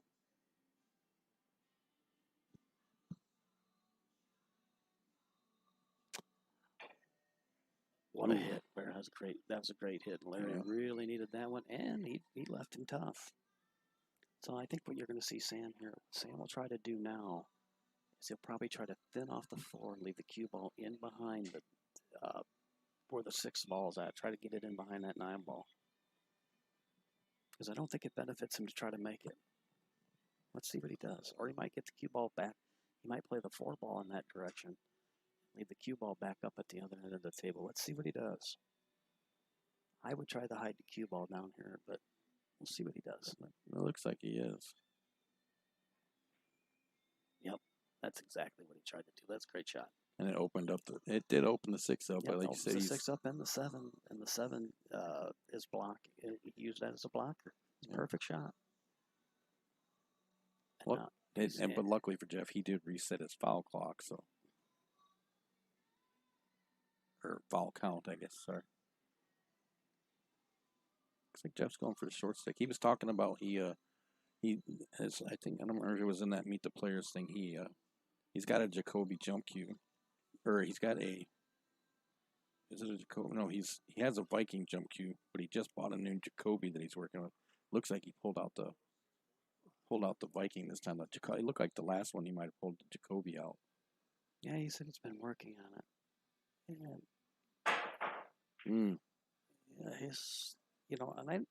to be honest with you, I haven't seen Jeff use his jump much at all. I've played him on several different occasions, but the jumping didn't come into play that often. So I haven't seen him use his jump cue that often. But right here, he never. I mean, Jeff's one of those guys that's got a pretty good kick game, so he doesn't usually end up having to jump a lot. Well, and you know me, I honestly think, like I said, I know I'm going to make everybody mad at me. I don't like the whole jump cue thing. I don't think pool was ever intended to have the jump be part of the game. I mean, I can see it if you're going to use your full cue, fine. Your player's cue, your shooting cue. But, it's part of the game now, and everybody's got to live with it. But to me, it's a much more exciting game to watch when somebody's got to kick a ball 3 rails to get a hit. And it also teaches you, it makes you learn your diamond system, where a lot of players nowadays, they don't even, they know a few common bank shots that everybody else knows, but other than that, and then if they can't see the ball, they just jump at it. Right. To me, I don't think that's how the game. Right. They know the game was really meant for that. They know the dead banks. Who was that? Was it Johnny that we were talking to that we got into a small discussion about the jump cue? Was it him? Well, I know I don't know if I can't remember if we talked to him about him, but I know that when we talked with Dallas, he didn't like it at all. Yeah, maybe it was Dallas. And a lot of the older time players, they don't like it because it's not something that they played with, And if you listen to Earl Strickland talk, he'll say that he started the whole jump craze because he used to do it with his full cue. And that takes some talent, though. Oh, absolutely, absolutely. And if you're going to jump a ball with your full cue, that's one thing. It's when you decide to, they come up with all these gadgets and ways to jump balls and different tips, and don't get me wrong, I mean I use it. I mean I got a jump cue. I'm not gonna lie, I use it. Oh Jesus, Jeff's just having just a terrible time tonight. Sam, he missed that 6 ball too. At least this way, I mean. Well, here's the problem. Here's the problem with this shot right here is that he's got to make sure that the cue ball comes out here. Sometimes you hit this with the wrong speed or something like that. It'll hit the 9 and it'll lock right in behind the 9 ball. Yeah, this could get really tricky. Oh, and you want to make sure it gets off the rail. You don't want to leave it just sitting on the rail either. Appreciate you guys hanging out with us. We're live from the Pigeon Coop for TNT Fight Night. Sam Whitebread and Jeff Martz. Looks like he's going to queue up and try to draw it out of there. Yeah, he did. He sort of did. Yeah, he cleared the 9. He didn't lock up on it. And you got decent shape on the. And here's what he's going to have to do now. I can't tell quite from the angle if he can slow roll it or if he needs to go up to the bottom rail or not. It's kind of straight. He can just follow it up some. Yeah, I was kind of curious about that. Yeah. But it looks like he can still get there. It's not an easy cut, but it's a very makeable shot for sure. All he's got to do is make it. And he did. And I think it's safe to say Sam's going to go up 1-0 over Jeff. Jeff hasn't won a game yet. He's being shut out. Yeah. So, yeah. Sam took the first one, is now up 1-0 in the 9 ball set, race to 7. Check out all of our social media accounts. Find us on Twitter and Instagram and Snapchat and all kinds of fun stuff. Of course, you can always get a hold of us by giving us a call as well. Wow, what the? That got large. Oh, sorry. Got a little sidetracked. But yeah, you can find us all kinds of places. And of course, check out TNT Leagues on Facebook. TNT Dixon Fall League is taking signups and plan to start October 4th. The TNT Doubles Leagues in Dixon and Rock Falls are heading into their last week, and we're making preparations for the City Cup. I haven't made an official announcement or decision, but it is starting to look like this much I know. We will be playing the first City Cup here in Rock Falls.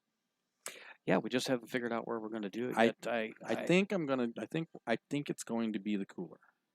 Well, we'll definitely have to talk to Renee and Kendra over there. It'd be definitely a great venue for it, for sure. I did talk to him. He said he was completely down with it. A nice break there. Kind of hits covered up here, so he's got a choice here. For those of you who've never watched a lot of 9 ball, Sam has the option to do what you have a push shot here. He can push the shot anywhere on the table he wants to, and then his opponent has the option to either shoot the ball or give it back. It's only the first shot after the break, and it's only the breaker that can do it. Mm-hmm. Well, I take that back. Yeah, I was going to say, if you don't make a ball. Yeah, if he doesn't make a ball. If he broke dry, then the shooter coming to the table would have the option to push. Sure. I was reading on here in Jeff's portfolio. Yeah, whatever you want to call it here. And it says when he was 15 years old, he bought a pool table in a garage sale for $125. It had plywood. It had a plywood surface, so you know how good that pool table was. That was high dollar. It was a Sears pool table. I remember those, actually. I do too. And you want to talk about an awful piece of equipment to shoot pool on. But when you're a kid and you're 15, you're like, I don't give a darn. I got a pool table, and I'm going to be the next, back then I would imagine everybody wanted to be, Minnesota Fats. And he's going to push here. He's going to give the push, and he's going to push it down here towards the corner, which a lot of people go, oh, he left him a shot. Yeah, he does have a shot, but if you look and see where the 2 ball is, it's kind of tied up here with the 7. I venture to guess with Jeff not winning a game at all yet, he's probably going to elect to take this shot, and he's going to take his chances that he can get enough English on it. When he makes the 1, he can come out and kick the 2 out of there. I think that's what you're going to see him try here. Probably hit this with a little bit of speed.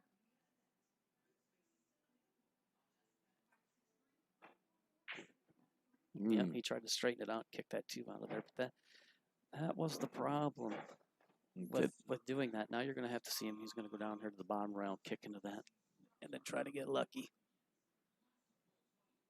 Hey, Randy, how you doing, buddy? Randy Anderson. Randy Anderson wants to play you in a grudge match really bad. Yeah, he does. And we're got a bad hit there. So that'll bring Sam back to the table with ball in hand. Put Jeff on his first foul. Yep, and Sam here he's kind of up a creek without a paddle, because right here, I mean, there's nothing tied up. Sam has proven that he can get out, so all Sam has to do is make sure he gets good from the 2 to the 3, and I think it's pretty much elementary. He should be able to run right out. But yeah, we were talking earlier, hey, sometimes I'm wrong with my predictions. That's why they call it a prediction. It's not a for sure thing. It's a prediction. I already forgot what you thought Jeff was going to. Well, I thought going into the matchup, Jeff was definitely Jeff's been playing more pool than Sam for sure, and I mean, you're not seeing it right now, but I think Jeff is a little more skilled than Sam is, not by much, but I think right now he's a little sharper, but he's made a lot of mistakes. Mm-hmm. And neither one of these guys really have an advantage as far as the table time, because neither one of them play here much. No. And Jeff's played here a few times, but the table's been recovered since then, and it's got the 860 HR on it now. And this is his first time playing on it. So, and Sam has hit a couple of balls on this table before, but he's not really played any much pool on it. You know what I mean? Mm-hmm. The key is going to be, here's the key shot of this match right here. He's going to have to get down to he's going to have to draw this cue ball all the way back to him, all the way to the bottom rail. And we find ourselves again talking about the 6 ball being that transition ball again. Yeah. Well, when you're playing 9 ball, I mean, that's usually what it is. People get through the first few balls, and then they get to the 6, 7, 8, 9 when it's time to start getting out, where shape really makes a difference, and so on and so forth. And that's where you'll start to see the lesser skilled players start to struggle when they start getting deep into the rack. And you see that with 8 ball. That's a good shot from Sam there. He was trying to get it behind the 8, didn't get it there. You're going to see Jeff come up, try to play with another safety. If you notice an 8 ball, there's a lot of pool players out there that can run out to the last 2 to 3 balls on the table. You gotta tell me that story. But then when it's time, especially an 8 ball, bar box 8 ball, and then when it's time to play shape, they can't get out. How's that go? Me and Jared want to get a shirts made. We're the best 7 ball runners in the state. Mm-hmm. And there's a lot of people like that. And they can't figure out. And I always try to tell them, that's because, especially in bar box 8 or bar box 8 ball, I mean, you can almost leave the cue ball anywhere on the table and you got a shot. But then all of a sudden, when you get down to where there's only a couple of your balls left on the table, and you have to actually play shape. Right. That's what separates the men from the boys. Chainsaw in the house calling Jeff the super carrier. Kind of confused on that one.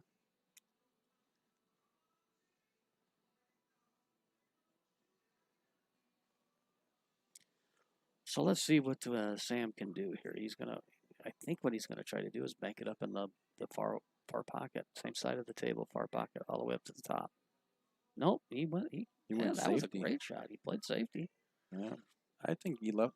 He didn't leave a great shot. But Now, see, if I was Sam here, I would in no way, shape, or form try to make this. I would roll the cue ball down there, bank the 8-6 back up to the other end of the table, and leave the cue ball behind the 9.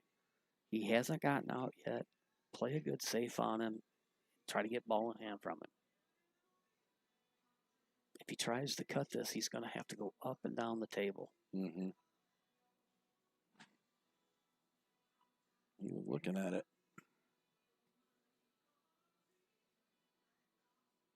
It's definitely going to be a tough one.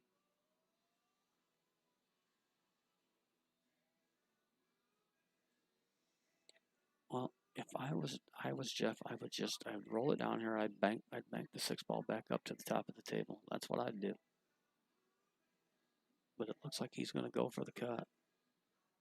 Well, it's so hard to tell. Yeah, he did too. I didn't like that. He's going to get lucky. I don't think so. Nope. And here's the problem. You keep leaving your opponent with 2, 3, 4 balls on the table and wide open. He's a really, like I said, he's a top open player. He can run 3, 4 balls. Well, we'll work on that, Randy. I've got a couple weekends of I got the rest of September with tournaments. Randy, if he keeps running scared from you, I'll play you, buddy. I'm not running scared. I got a lot of stuff I got to get done. I got leagues and City Cup things to do. Oh, yeah. Boo-hoo. Boo-hoo. Everybody else wants to play pool. I got to keep it up, man. I got to keep things moving. No, I completely understand. You're definitely got a full plate. There's no question about that. And I'm in the process of you know what I'm in the process of doing? nothing. Whole lot of nothing. I got a whole lot of nothing going on in my life. I'm in a weird place employment wise right now too. Well, quit getting yourself in trouble on the job, and you wouldn't have to worry about that stuff anymore. I'm such a good boy. I don't. Oh my goodness. No, you had to do that, and it got stuck behind it. Yeah, he still got a kick at it. He can kick at it. Randy said he's down with that too, so he play you. I think you and Randy would be a pretty good match. Randy, I'd hate to take food off the plate of your children, but if that's what you want to do, buddy, we'll get her done. This is going to be interesting. You talk to Greg and see what day he can do it, and then we'll get together and we'll play. And then Greg won't have no excuses, and he'll actually have to play it because he'll be coming to stream the match, and then you can say, "Well, you got time to play me." I was going to say if I have time to stream, I have time to play. The only problem is if I have time to play, then I have to teach somebody else how to stream. I know how to stream. Well, you just turn it on all. I can talk. I know how to run the commercials. I seen you click the buttons. That's some side action I'd like to get. What? Did I miss something? What? Side action? What are you talking about? You know how to push the buttons.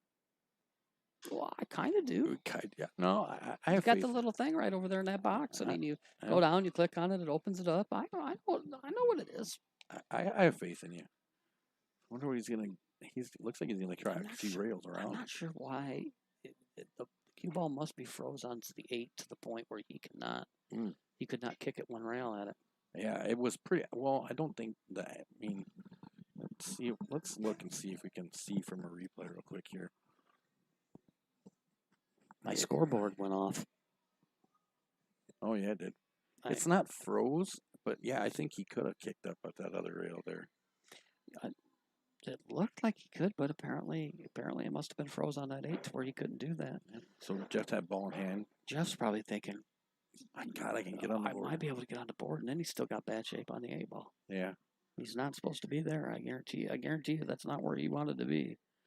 I think he'll. He'll make it work. Yeah, he'll make it work. But you know, sometimes when you're having a bad day, you're having a bad day. Right. It just you got to force it and just can't get it going. So we're gonna take a quick second and check out a little spot from one of our amazing sponsors. We'll be right back. CBM Construction offers all your construction needs: new builds, remodeling, heating and cooling services, and installation. Give them a call today, 815-716-6727. CBM is licensed, bonded, and insured to provide the ease of mind you're looking for. From start to finish, CBM is professional and friendly as they bring your dreams to life. Bill builds it best. Check them out on Facebook for more pictures of their amazing work. Looking for a getaway retreat? Wanting to live off the grid? We can help you with any of your wants and needs. Custom-built tiny homes for you. Taking orders now. Give us a call and we'd be happy to help you out. 815-716-6727. CBM Construction. 815-716-6727. All right, so you see Jeff's racking up the next rack. We got the scoreboard situation above the light figured out. So they Hollywood ran over there to take care of business. So I had to get the scoreboard working. Yeah.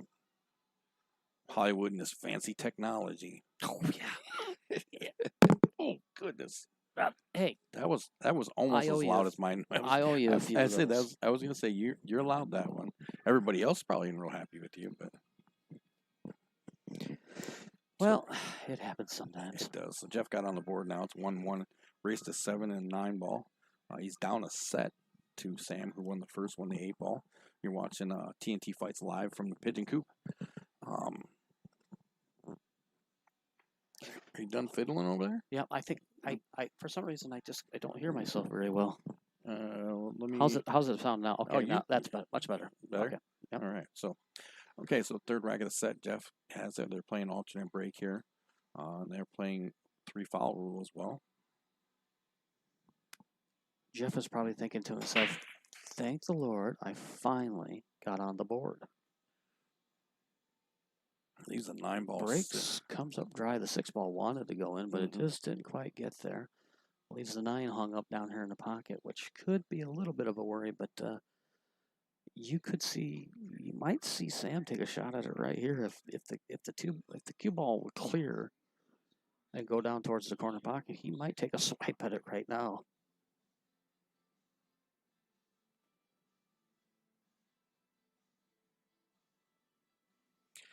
So let's see what he decides to do here. I mean, he could also bank it. He could bank the 1 ball into the 6, make the 6 ball on the side.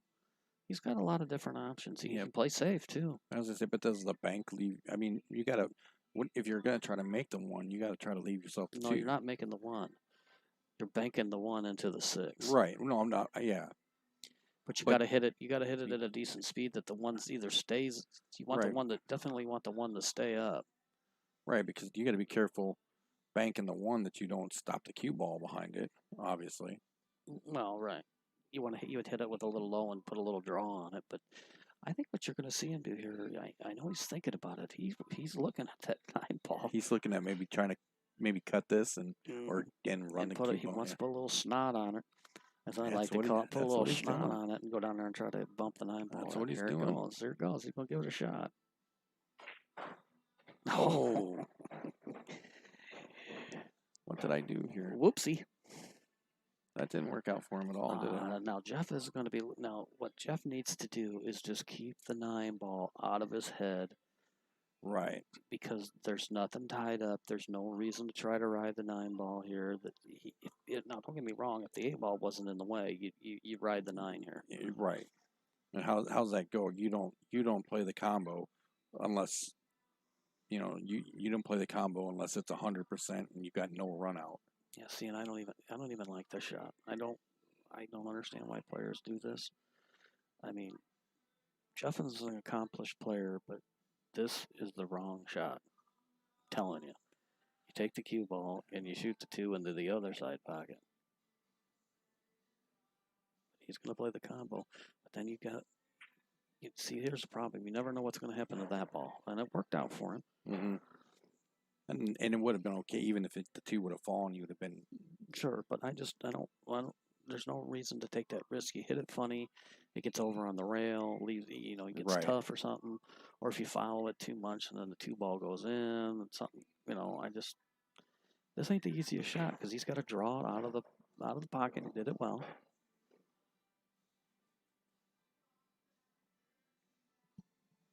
I mean, like I said, to each of their own. To me, I try to keep it simple, stupid. Right. That's the kind of mindset that I have. He put a really nice stroke on that. What you're gonna see is he'll play this ball in the side pocket, I believe, because it just gives him natural shape to the 5 ball.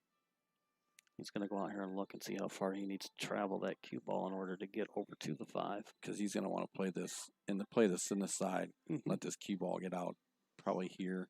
Well, I think what you'll see him do, if he can turn it loose, he'll probably just turn it loose and let the cue ball run up the table and off the rail. He's gonna say put a lot of draw on it. Yep. And there's nothing wrong with that either. He got a little probably too straight. Yeah. Because you wanted some angles, so you could have come back over here, right? Yeah, Jeff's pretty handy with the cue ball. He can kind of follow this and stiff it just a little bit and then play the 7 in the same pocket. Yep. Yep. Uh-oh. He's overhit it, though. Yeah, he did. He needs that to sit, boo-boo. I don't know if he's got the shot. Let's see if he cues down on it. I don't know. I can't see. Nope, he's queuing down on it. He can. He can.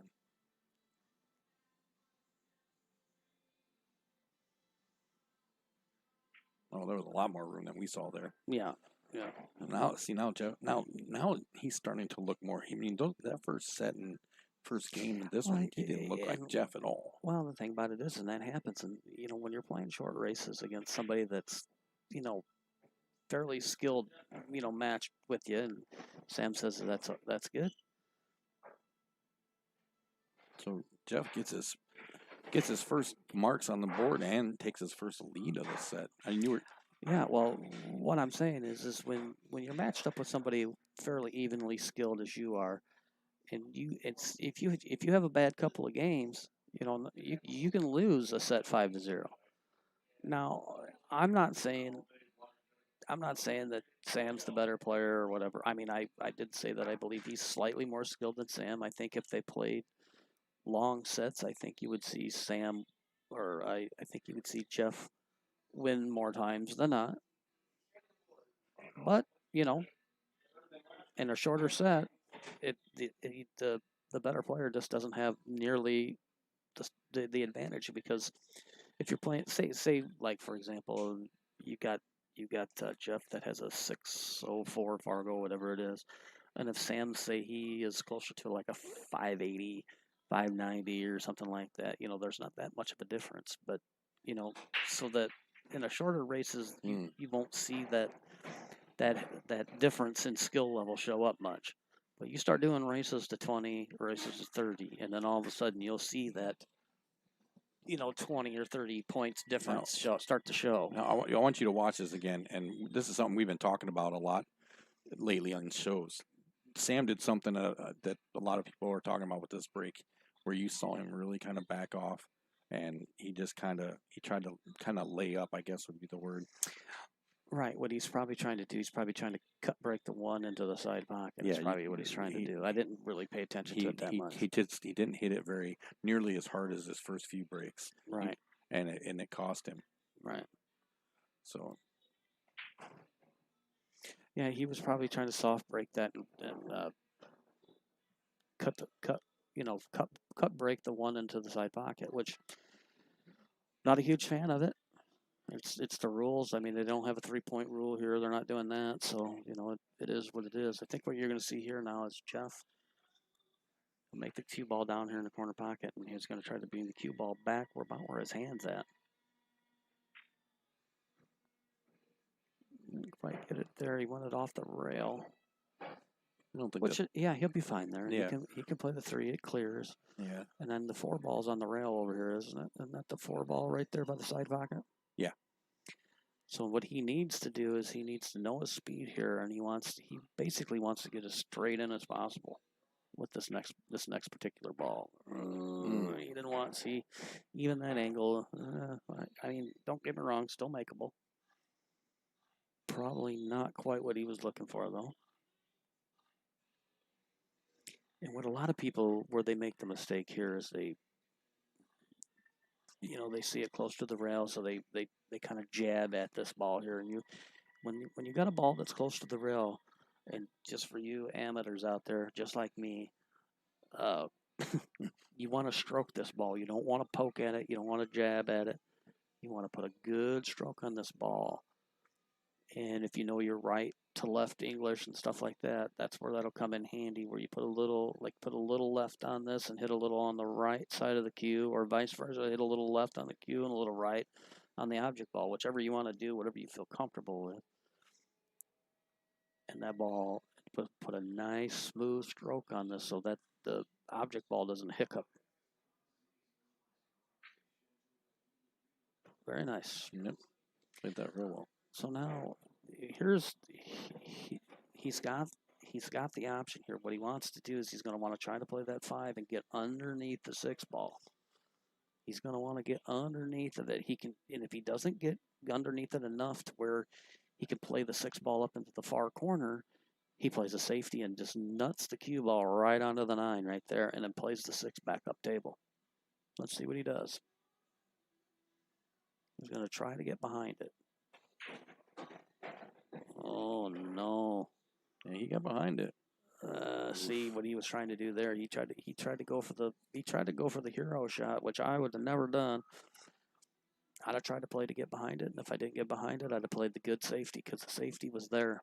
Well, don't get me wrong, this is makeable. Yeah, he's not froze, but it's gonna alter his leave now because the angle he's gonna have to shoot at. No, he could potentially jack up on this and try to bank it back into the corner where he's standing right now. Yeah, but that's risky. It sure is. I mean, you know what some players would do is they would jack up and they'd go 2 rails and then try to leave the 6 ball like not cuttable to either corner. Mm-hmm. Now what I would do is I would come down here on this end right where he's walking right now, just barely clip the 6 ball and leave the cue ball all the way back up at the table where he's standing right now. That's what I would do with it. And that's what I think he's going to do with it.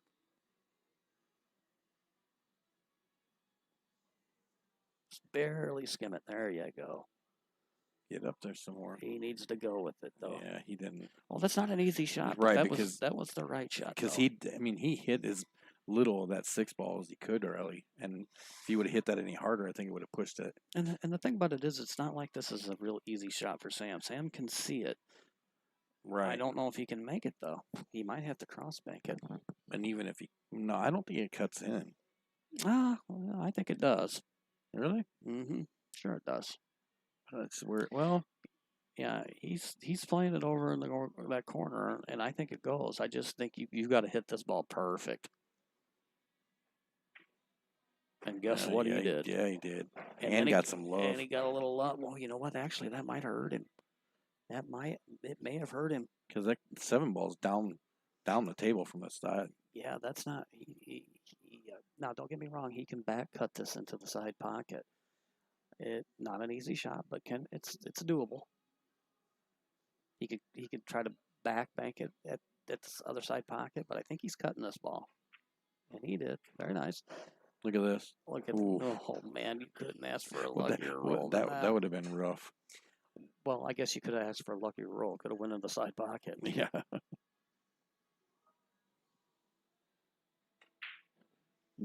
Oh, he tried to miss it. He tried to, didn't he? 2-2. 2-2. Let's look a little more at some of our lovely sponsors real quick. Isn't that what you run around in the house on? 2-2? A 2-2 every once in a while. A&A Flooring, Sterling, Illinois, 815-632-0675.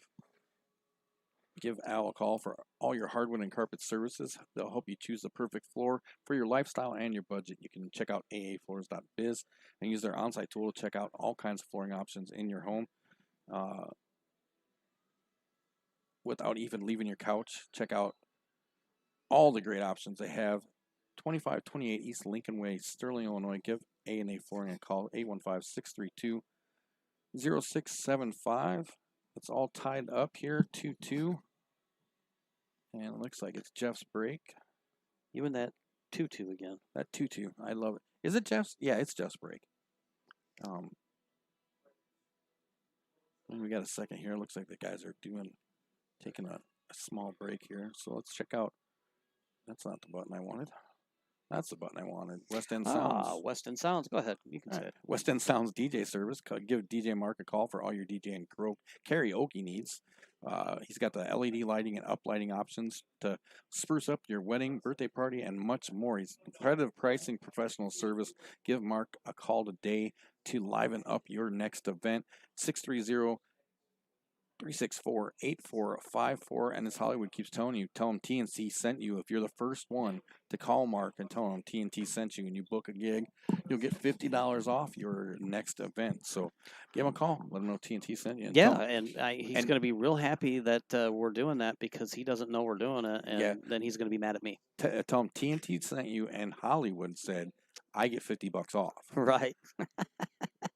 Because that'll be awesome. I can't wait, to be honest with you. So I believe it is Jeff's break because Jeff's taking a little hiatus here. I'm not sure what's going on. I think Sam stepped out for a minute. So Jeff Sam's right over here. Well, he just came back in. I can see him, so I think now Jeff stepped out.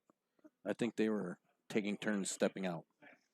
So looks like Mr. Bertlow is in the house. Yep, Bertlow. He's going to a big bags tournament tomorrow. Trent Bertlow is. He's somewhere in Chicago. He wants me to go along with him, but unfortunately, I don't think I'm going to be able to. That's a ride. I don't think my body is going to allow me to travel that far, unfortunately. Randy asked if you were going to play in the Balfour tournament. To defend my second place. Yeah, that's status. Forgot about that. Yeah. I might. Randy, I'll be honest with you. It more depends on how I feel. If I'm starting to feel a little bit better. The last few weeks have been a little rough on me, so we'll just have to see how it goes. So it's just one of them things. I'd love to get back there. I'd love to go take second place. I'd like to actually finish one place higher.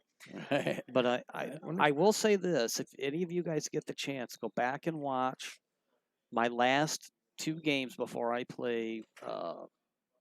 Who did I play in the finals? I forget now. Ken Harville. I played Ken Harville in the finals. If you watch my last 2 matches, I played Steve Oder and then I played Kenny French back to back on the loser side, and you'll see where I make the 2-rail kick shot on the 8. That's right. And get out on Steve Oder and damn near gave him a heart attack. Yeah, yeah. And then you'll see the quickest 2 games of pool ever because I won the toss on Kenny. I broke and ran out. Then he broke dry and I ran out. And so bang bang, and I was in the finals. Yeah. I won 4 pool games in a row against Steve Oder and Kenny French, and then I went and laid a egg against Ken Harville. Yeah, Harville was on there. Oh, he was playing good. Harville he's was a great 8-ball player. Yeah, he's good. He's a great player all around, no matter what he was. He was on a roll. Yeah, yeah. We were talking about that. Yeah, for the J Balfour tournament, Mama TNT will be cooking. Yeah, I don't know about she that. She hasn't said. Randy says he hopes you're making chili. I don't. I told Randy. I said I think she might have told me, but I forgot if she did. I was kind of hoping she'd be making some sirloins or something. Oh, you're still drooling about that, aren't you? I'd like maybe. Man, the bird. Wait. What's the expensive stuff? Oh, I don't. I'm hung up on the burgers that she made tonight, dude. She made these sweet burgers, and then the buns she threw cheese and some seasoning on the buns and put them in the oven, and then put oh man, I'll tell you what. Oh, would your wife ever consider leaving you and moving in with me?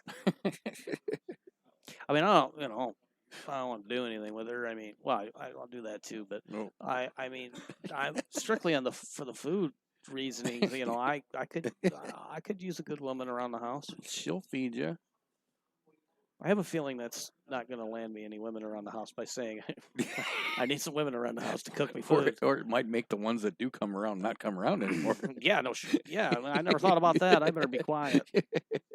Randy says that's good, your situation, because he's taking first place this year, he says. He did play in it last year, and I think he did fairly well, if I remember correctly. Didn't he, Randy? He did do too bad. I don't remember. I'd have to take a look. I don't remember. All I know is if you do get a chance, go back and watch the last 2 matches right before the finals where I played Kenny French and Steve Oder. It was the 4 of the best games in a row that I could have possibly played. There were a lot. I'll never. Well, I made a. The shot on the 8 ball. I actually didn't. I don't know if I kicked it in or if I two railed it around another ball and up in the corner pocket, if I remember right, to run out on him, and he didn't know what to do. Randy says no. He went 2 and out and got drunk. Well, nothing wrong with that. No. Sam plays a nice safe there. I don't think that's safe. No, I guess it isn't. All I'm looking at. I thought he got more on that 3 ball. Jeff, he tried to kick to hit the 1 ball and got a bad hit on it, and then he gave Sam ball in hand. And I think what Sam was trying to do was put him in a position to 3-foul him out. Yeah, and was not successful because this looks like the 1 ball goes. It's just getting to the 3 balls the tricky part. But there is an opening there. If he can come off. If he's got enough of the 1 ball to hit it, if he can come off the rail, he can get between the 6 and the 7, just about like so. Yeah. And there he is. I just I thought I had it in here, and maybe I don't. I don't know. I don't know if I have my upcoming or not. But I'll say something about it now. The Sterling Rock Falls Men's Pool League meeting is September 17th. Yeah, I'm hoping they get enough teams for that. My team is not playing this year for the men's league, unfortunately. Thursday the 17th, sharply at 7:30, and it'll be held at the Corner Tap. And then play will begin 2 weeks later on October 1st. It's always a real fun league to play in too. Yep. You will need to have the following at the meeting: your bar name and number for more than 1 team. Example, if you're playing more than 1 team is playing a Corner Tap, you'll need to be Corner Tap 1 or 2. You'll need to have your captain's name and phone number, and you'll have to have a $50 sponsor fee per team. Email address my team member, and they will not be giving out to anyone else, he says.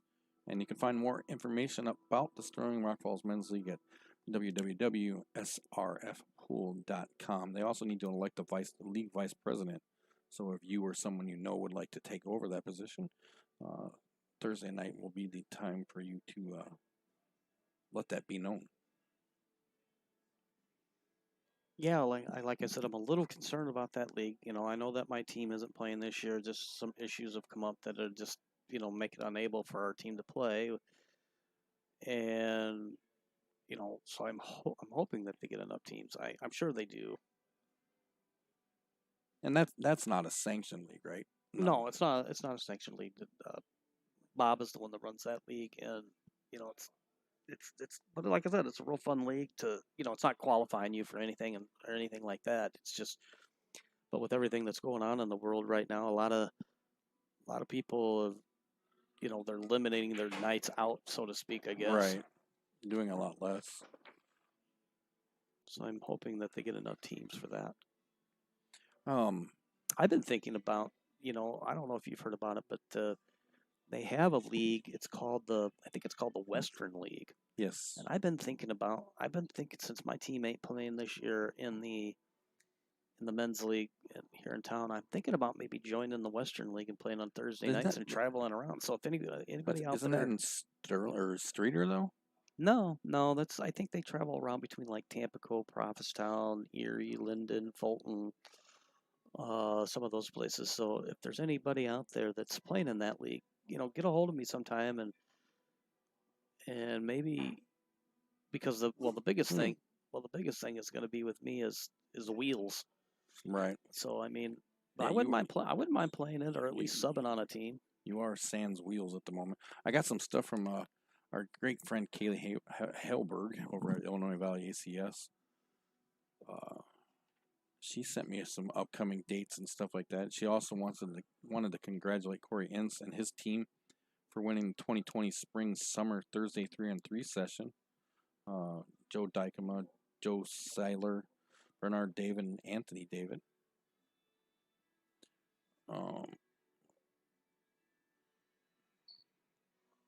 She gave me some dates or some stuff. I am, all things willing, I am going to be, I'm hoping to be running out to Sheffield on Monday night, on 14th, for their Monday team championship finals I don't understand that. It says Monday Team Championships Finals, unless it's just the captain's names for it. But Steve Oder and Donnie Daly will be. Donnie. It says Monday Team Championship Finals. Steve Oder versus Donnie Daly at Phyllis's Bar on Monday the 14th. Well, I seen some stuff on the internet the other day. So you got that short stick out again. Yeah, I see that. Donnie, was having some testing work done, and he had to go into the hospital and stuff like that. So I have to check on that.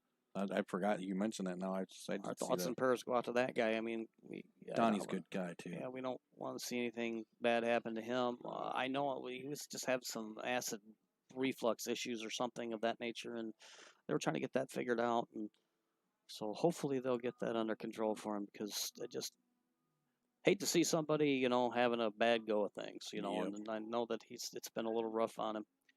And, Donnie, they might tell you that you're getting old and you might have to slow down on the drinking a little bit, maybe. I can only imagine. He's gonna come here and kick my ass. I just know it. Don't you be saying anything like that out loud. It looks like the Saturday the 19th. They'll be having a league meeting for spring summer awards and fall winter session signups. Scotch Doubles tournament at Phyllis's to sponsor their local Illinois Iowa Cup team, which Donnie is playing on that. I saw that was the one team that I have seen information on. I know I saw some on the other ones, but that was rough. Well, that all started from the way that he played the 6-ball to get shape to the 7. He didn't have to play it like that. He went 2 rails to get shape at it. He had ball in hand too. Yeah, so. And I think you'll find that even after we get done here, talk to him a little bit afterwards, I think he'll remember that shot and go, God, that was stupid. Yeah, man, that didn't handle that great. So I've seen better shots, Sam. I've seen better shots. And of course, she's got the Illinois Iowa Cup listed here because they have a team playing there on the 28th of September. Their Monday Fall Winter League will start. All right, Jeff's going to go ahead and pock this ball. He's going to go up 3-2 over Sam Whitebread. And this is a race to 7. Yes, it is. Remember, if they tie this up, there will be a third set that they'll decide on. So check out all of our social media outlets, Twitter, Instagram, Snapchat, of course, Facebook, and all kinds of great ways to get a hold of us if you need to about anything as far as setting up your own fight night or getting some tournament information or getting registered for a tournament, or if you'd like to become a TNT sponsor, advertise with us. We have some great options for just about any way you want to set it up. We have a bunch of great ad options that you've seen, from live action commercials to photo slideshow with voiceover tracks and all kinds of great things that we can do to get your name out there. We're reaching thousands and thousands of people with the stuff we do, so we'd love to help you out any way we could. Get a hold of us, 833-TNT-POOL. It's 833-868-7665. Sam, he tried that cut again, the cut break that time. He didn't get the 1 ball, but he did fire off. Well, the wing ball went firing right in, which is... I couldn't come up with the word wing. Yeah. I'm not sure why. He's gonna bank this one, I think, right into that. He's looking at the bank shot, anyways. It almost like I used to play. Yeah, if you put a good rack on the balls, now with the triangle is a little bit more difficult. He is probably looking to cut that from that angle. It looks like it's gonna be close. He's gonna have to put some funk on it, maybe. Put some funk on it. I thought maybe he tried to bank it.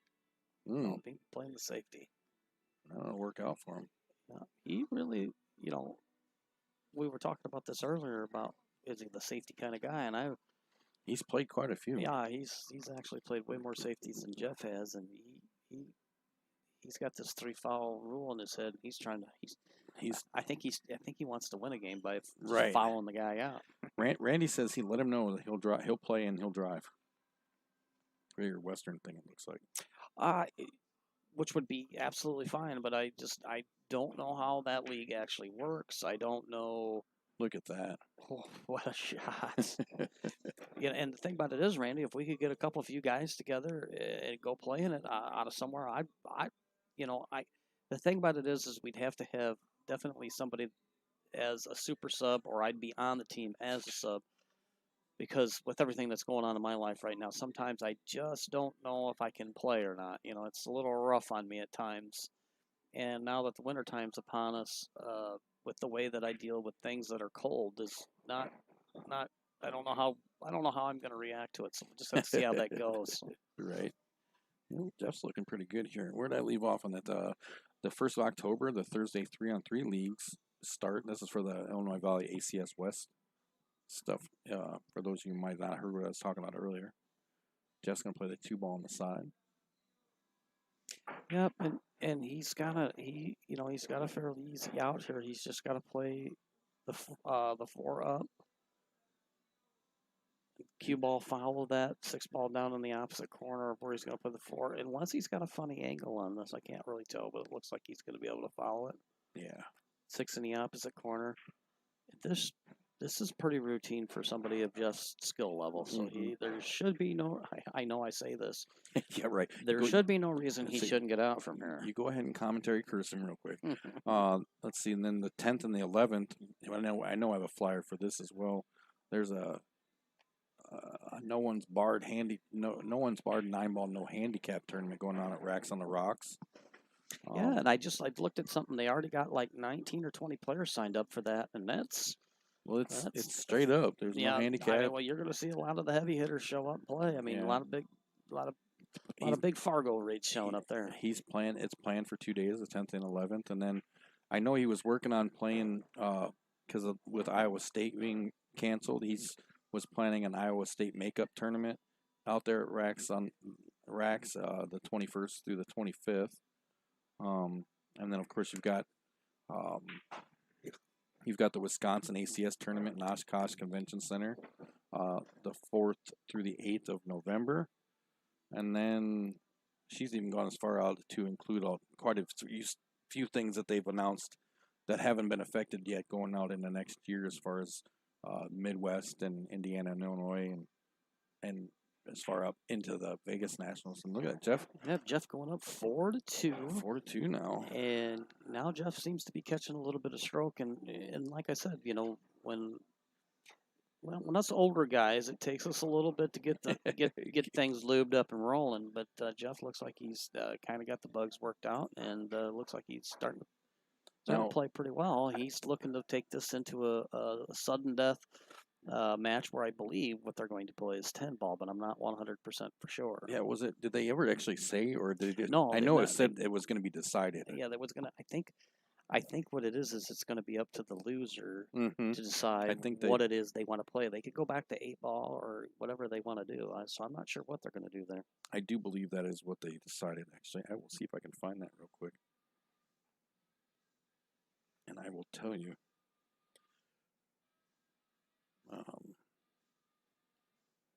There was something else I was going to talk about, and I can't remember what it was.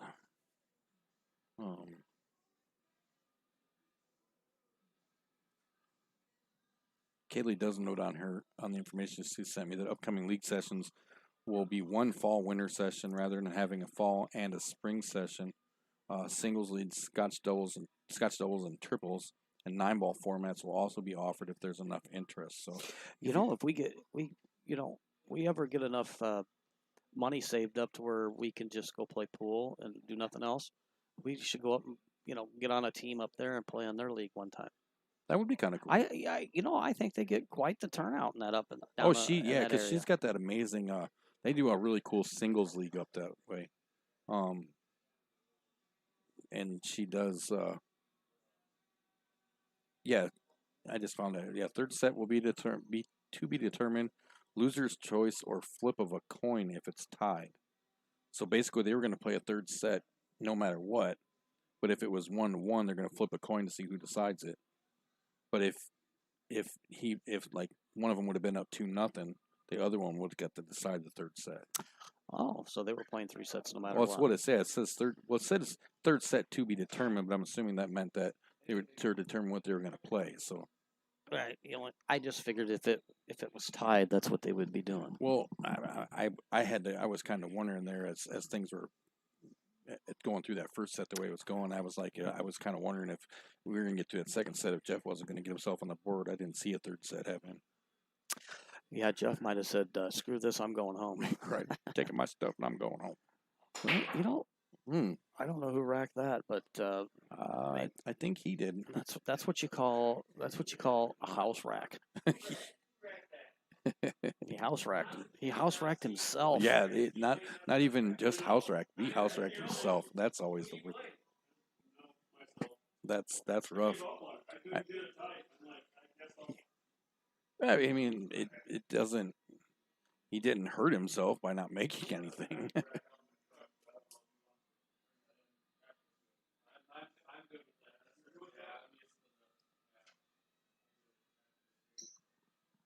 Sounds like they're talking about a different rack. They're going to go to a magic rack, it sounds like.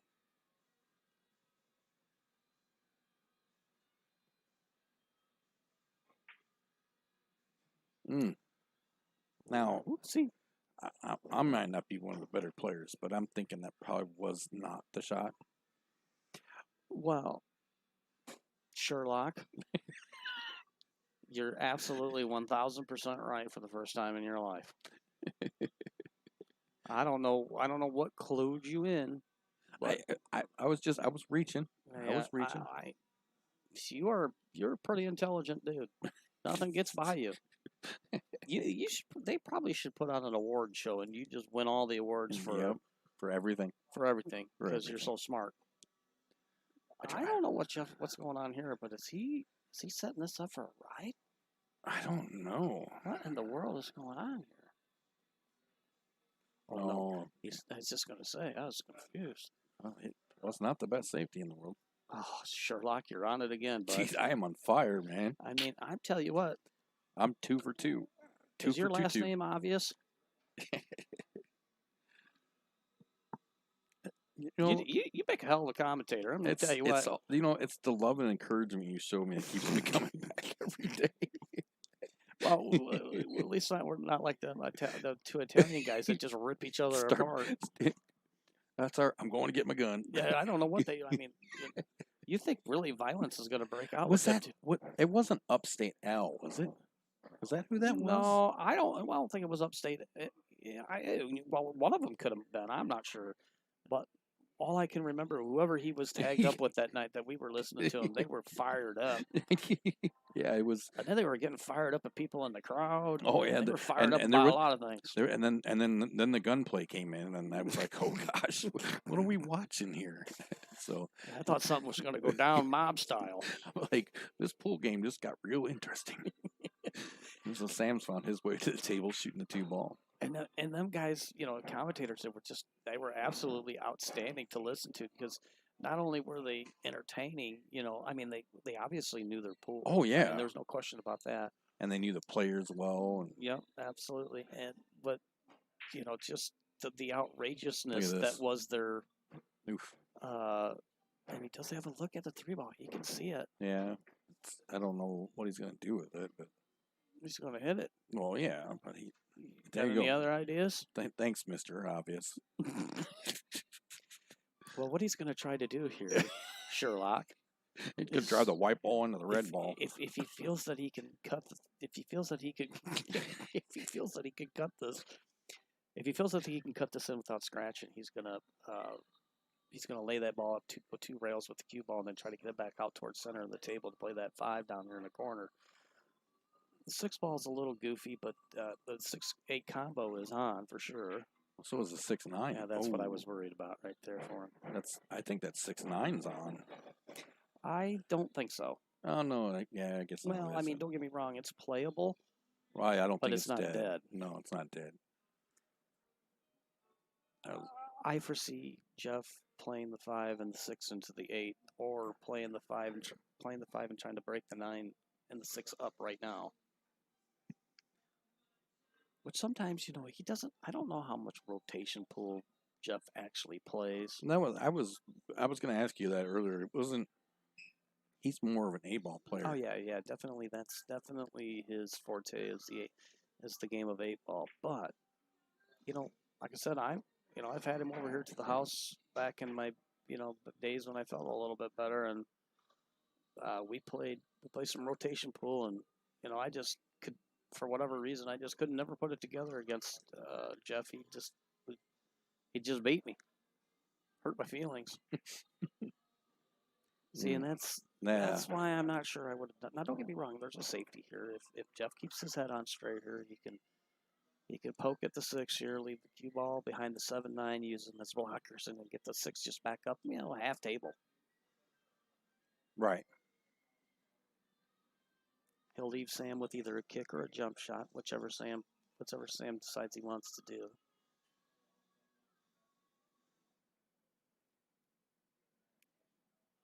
See, I just don't think going for it's the right move here. It's just that's why right there. Right. It's just it made more sense to me in that position to play the safety. It was much easier to get at. It was an easy shot. It wasn't hard. He would have left Sam a kick shot, and if he doesn't hit it, he's got ball in hand, and he's got 3 balls to get out on. But sometimes players, they get impatient and they want to finish the game right now. Yeah. And Sam did not leave this the best. Mm-hmm. It all depends on where the 9 ball goes once he hits this. He's need to hit it with a little bit of speed to get the 9 off the rail, and he does. Okay, good shot. So that what you thought wasn't good turns out to be okay. Yeah, it was all right. So Sam comes within 1 now. Where is my other button? Oh, they're going to be taking a little bit of a break here because they're going to go out. They've decided to go to a magic rack. Yeah, let's take a quick second here, and for those of you who might just join us, let's take another look at our players and meet the players set and kind of talk about what we got going on. We got Jeff Martz and Mr. Chi-Town Sam Whitebread. Jeff's 56 from Lanark, Illinois. Plays out of Dave's Place. He's a 604 Fargo, and he is shooting with a 24-ounce Jacoby heavy hitter, brake cue, and a 19.3-ounce custom Jacoby with a mechanical extension. And Sam is 43 out of Darren, Illinois. Where the racks are is his home place. He's an open player. He plays with a vintage Viking brake cue, and his player's cue is a shown with a Gamui tip. I forget if there was more to this or not. I didn't let it play out last time. I don't see anything else. Well, I think it does something else. Oh, yeah, there we go. It does do more stuff. See, kaboom. Kaboom. And then you got Sam over there with that really nice hairdo he's got. Yep. Looked like his mom combed it for him. Check out all of our social media outlets. We're on Twitter. Sam. Sorry. We're on Twitter, Facebook, of course, Instagram, Snapchat, and of course the website budiswiser.net, and you can give us a call at any time, 833-TNT-POOL. That's 833-868-7665. And I always, every time I say the website, I realize that how behind I got on the website. I get on the website too, but I'm trying to catch up with that. So there I was going somewhere with that just now. I forget what it was. Something about the website. Something about the website. I don't know.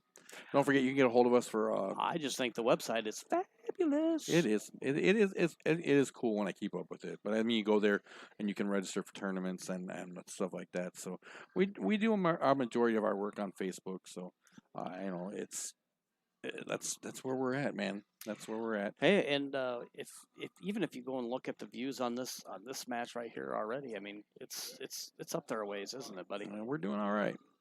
Don't forget, if you haven't already, hit that like button on Facebook and follow. And if you're while you're at it, go hop over. Even if you're not watching us on YouTube, go over there and like and subscribe to the YouTube channel. Because there is some stuff on the YouTube channel that before we started doing our stuff to both, right? Yeah. There's a lot of fight nights on there from the past and some tournaments on there that aren't on the Facebook page that you can go and watch on the YouTube channel. So go over and check that out. There's some great matches. Our very first fight night is on there. Was that Mr. Curlo and Mr. Coy? I believe was our first fight night. Yeah, it was, and actually, Coy had just come out of his retirement, so to speak, and they played. I can't remember what that was. Was it like a race to 15? It was something like, because they only played 8-ball, didn't they, or 9-ball? I think they just played one set or something. Yeah. And it was, you see that they went to the Magic Rack here, and you see that Sam. Did you see how Sam slow rolled that down there, and then that wing ball just popped right in there? Yep. Now, don't get me wrong. I mean, hey, if you want to play with the Magic Rack, that's fine with me. But to me, once again, call me a traditionalist, call me whatever, and I've been called a lot. Trust me. Something, in my opinion, it's just you should be racking. You should be racking them. I do. I do agree that you should rack and break your own. Only for the simple reason is you get too many shenanigans going on when it comes to your opponent racking for you, leaving balls loose, this, that, whatever. But to me, you should be racking your own, breaking your own. But don't get me wrong, Magic Rack's fine too, and I'll play with the Magic Rack all day long because I know I can make a ball on the break. I was gonna say a Magic. You saw that the Magic Rack, the thing, they just explode. Well, it's just, I mean, you still got to know how to hit the balls. Once you learn how, it don't take long to figure it out on a Magic Rack. How to manipulate it to hit it to make the wing ball and or the one ball cut break style or whatever you want to do. It's just one of them things where I don't know. It's just like the whole jump cue thing. I just never been a big fan. Not a big fan of the Magic Rack either. Yeah, Jeff gets himself a nice safety out of that. I'm not. It was kind of strange to see Sam miss that shot on the one ball. Well, sometimes as we get older, we lose focus, and that was just one of them things where I think he lost focus. Now, if he's got his jump cue, I don't know. Have we seen him jump a ball yet? No, we have not. Well, if he has a jump cue, well, here's his opportunity to get his jump cue out, show us how good he is with it, and jump, bank, kick, and hit the one. That's the only shot he's got. He looks like he should try to sneak behind the 8-ball. Yeah, that's not gonna. Yeah, he's what he would have. Now, right there is what a lot of people don't think about. Is he went ahead and just locked the 8 and the 7 up. Mm-hmm. So now, what he has done to Jeff here is he's made Jeff think, well, I've got to, how am I going to get that unlocked? Which in all reality, if he can get from the 2 to the 3, it's not going to be that hard to knock out because he can leave himself an angle on the 3 ball to roll off the 8 and the 7 and get them get them separated up. Now, how he's going to get there, that's going to be up to Jeff. I know how I would do it. But me and Jeff seem to be on 2 different wavelengths for some reason. Yeah, I was gonna say, you just tell us what you think he should do, and we'll I zig and he zags. and then we know he'll do the opposite of that. Yeah, absolutely. And if you're looking up at the upper right hand corner, and you see the score up there 4-2, that is actually not right. They didn't. They didn't change that. Click his. It's what you're seeing on the bottom scoreboard. The 4-3 is that's what the real score is. What was I looking for here?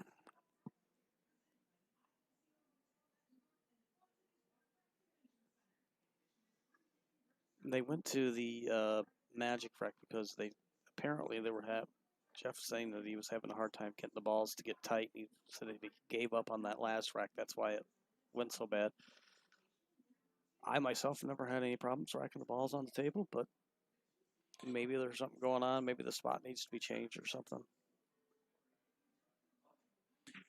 The balls are just too clean.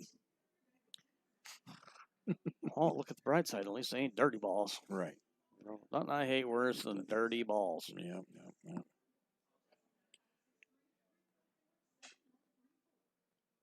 I mean, I'm sure there's a lot of people that agree with me. Dirty balls is just no fun. No.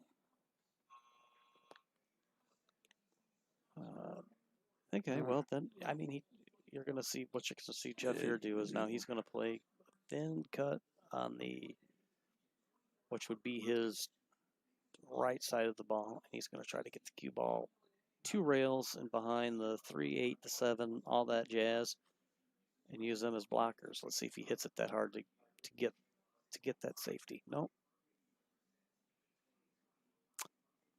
That's not what he did, and unfortunately, he has left Sam a shot. But once again, now I've got to remember Sam tied that 7 and that 8 up, so Sam's going to have to contend with that if he can get to the 2 ball. It's a funny angle on the 1 here, so I'm not sure exactly how he plans to play this. I myself would play it with just a little bit high inside stun right English and bring the cue ball back behind the 2 ball. With hopefully some angle that I could get it back out to the center of the table for the 3, but we'll see how he plays it here.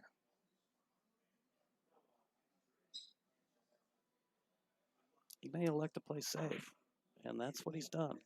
I think he's. That's kind of a two-way shot. I think what his Right. I think what his thought process was there. Well, if I make it, fine, I got shape. If I miss it, he's going to be hooked down there at the end of the table, which is not the case. This is still not an easy shot for Sam to get to the 2 ball because he has the 4 block and kind of the natural path of where this cue ball is going to want to go. So he's going to need to make the 1 and then get the cue ball to come back beyond this 4 ball.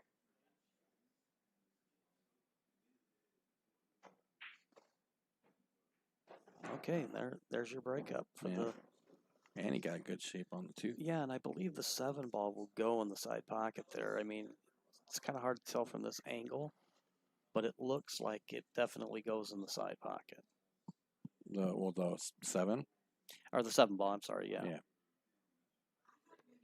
Hans says his opinion, the heavy hitter or heavy hitters or heavy break cues make it harder to break 9 ball.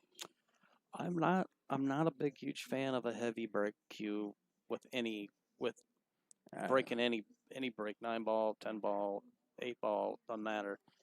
I love mine. And once again, it's when it comes to equipment, it's to each his own. It's whatever feels good. Because when I first started playing, I always wanted my cues to be heavier. I liked the feel of it. But then the more and more I played, the more and more the better I got, so to speak. Right. I just the heavy break cue just wasn't for me. I can't. I mean, now my shooting cue, that's a whole nother story. My shooter, I can't. I need it to be not super light, but I don't even know what my shooting cue weighs. I love my Gibson cue, and I would never trade it for anything, though. I can tell you that. I think that's the first time you've ever said that on the TNT show. About my Gibson cue, I love my Gibson cue. I never lose with my Gibson cue. But no, I think mine. If it's close, if it's even remotely close, I think it might be on the heavier side of 18. I was going to say that's probably where I'm about 18 and a half, something similar to that. But when it comes to, and the only reason I say that about my break cue is because I just don't feel like with the heavier cue I got control where the cue ball is going, and I like to have a feel of where my cue ball is going. So I like my break stick to be, Let's see, and 17, 18. I don't want one of them 21, 24 ounce sledgehammers or whatever you call them. Mine's actually, it's the biggest ACS allows. It's 25, and what I like about it is when you're doing that side break, you can when you those guys who pile drive Sam the break. just rode the 9 ball in and tied the score up 4-3. Yeah, let's take a look at that real quick while we switch stuff up.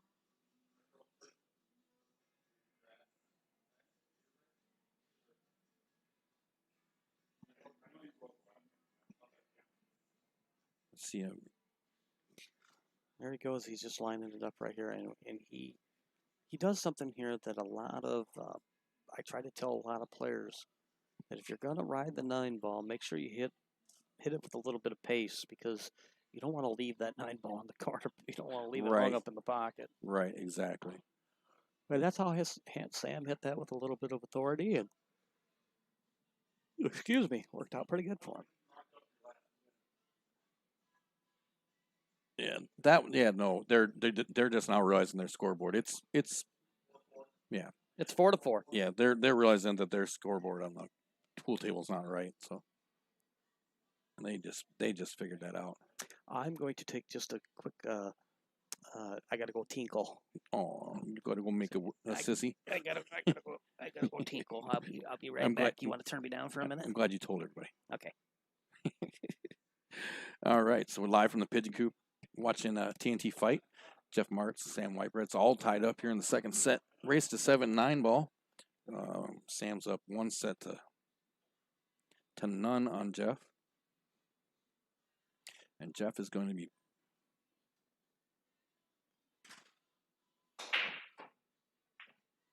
break up this. Wow, that was a nice break there. 1, 2, 3, 4. 3 balls on the break. Cue ball right out down here in front of the 9. Almost on the spot.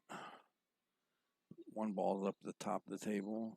He'll have to jack up over the 9 to get there. I had a pretty good deal on mine actually, Hans. I don't even think I paid $100 for mine. And it's a jump break too, so not that I do either up very often, but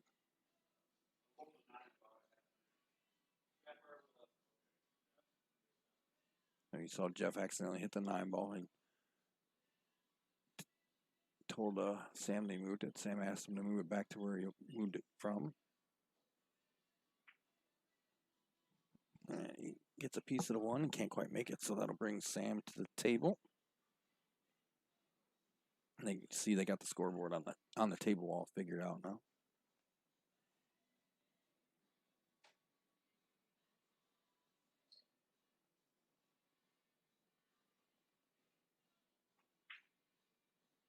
Sam makes a nice bank on the 1 ball. Cue ball comes way back down the table for the 2, but I think he can still get it. Oh, it's gonna be tough. I don't know if he's gonna be able to cut it or he's gonna try to bank this.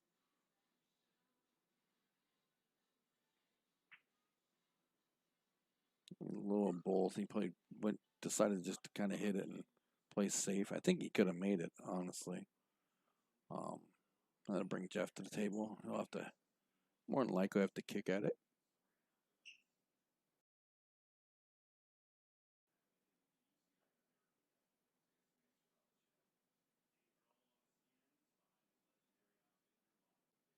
I remember that thing, Randy. That was a pretty nice cue. Jeff gets a nice kick at the 2 and manages to pull a safety out of it. Even Sam would probably have to kick at it too now.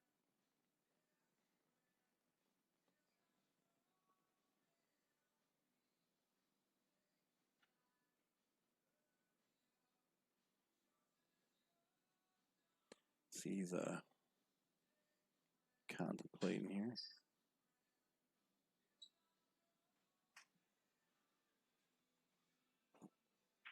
He gets a good hit on it.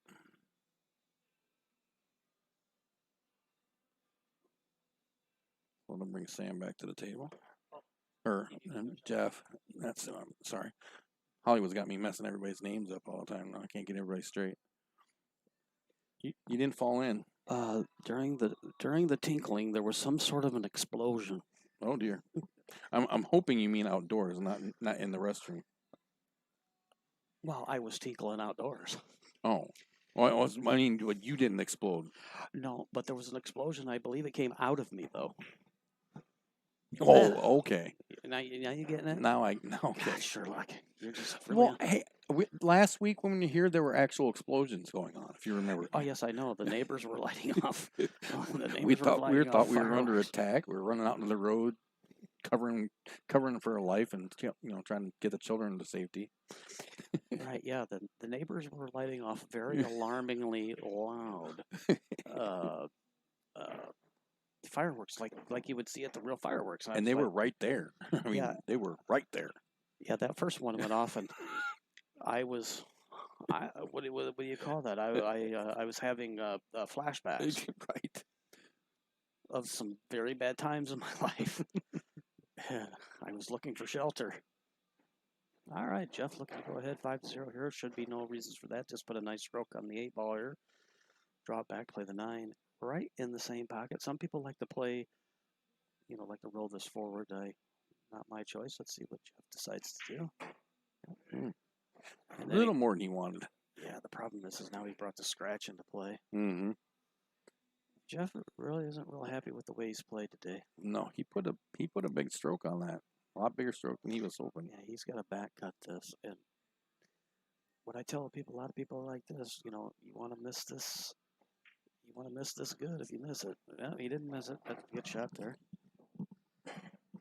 Jeff goes up 5-4 over Sam. This is a race to 7. Alternate break. 3-foul rule is in effect. There is no 3-point rule or anything like that. So we don't have to worry about that. And usually on a bar box, you don't have to worry about that. But if you've been watching Sam break, if there was a 3-point rule, he would foul on every break.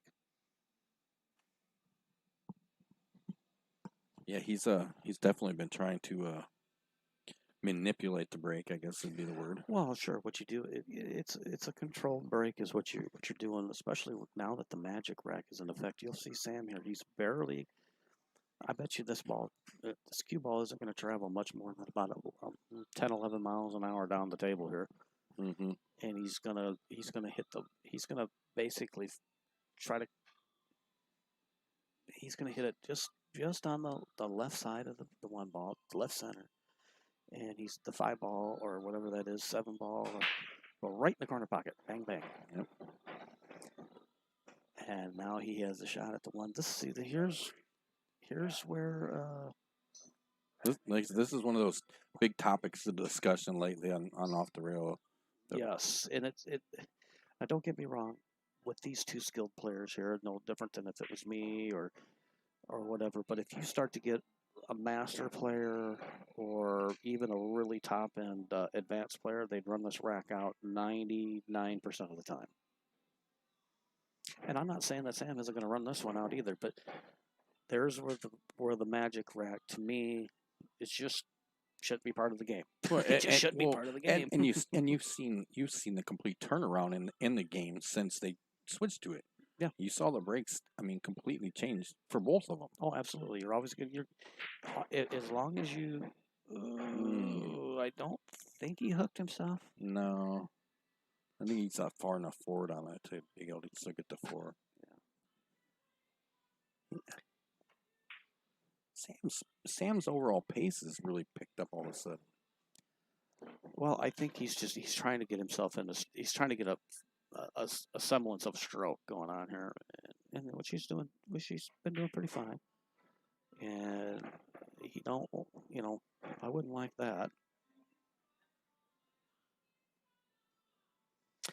And but like I said, that's the problem with the magic rack. You get the pros, and you look how good the amateur just broke it, and see what they can do. Think of an 850 Fargo Raider doing this. I mean, he just breaking run racks on you all night long. You get bored of watching it.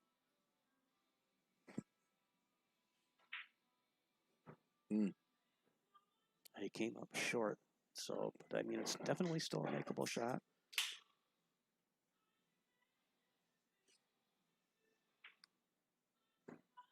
I think he was definitely, that'll make it 5-5. I think he was definitely trying to get the cue ball on the other side of the 9 ball and just didn't get it there. Yeah. Where is my...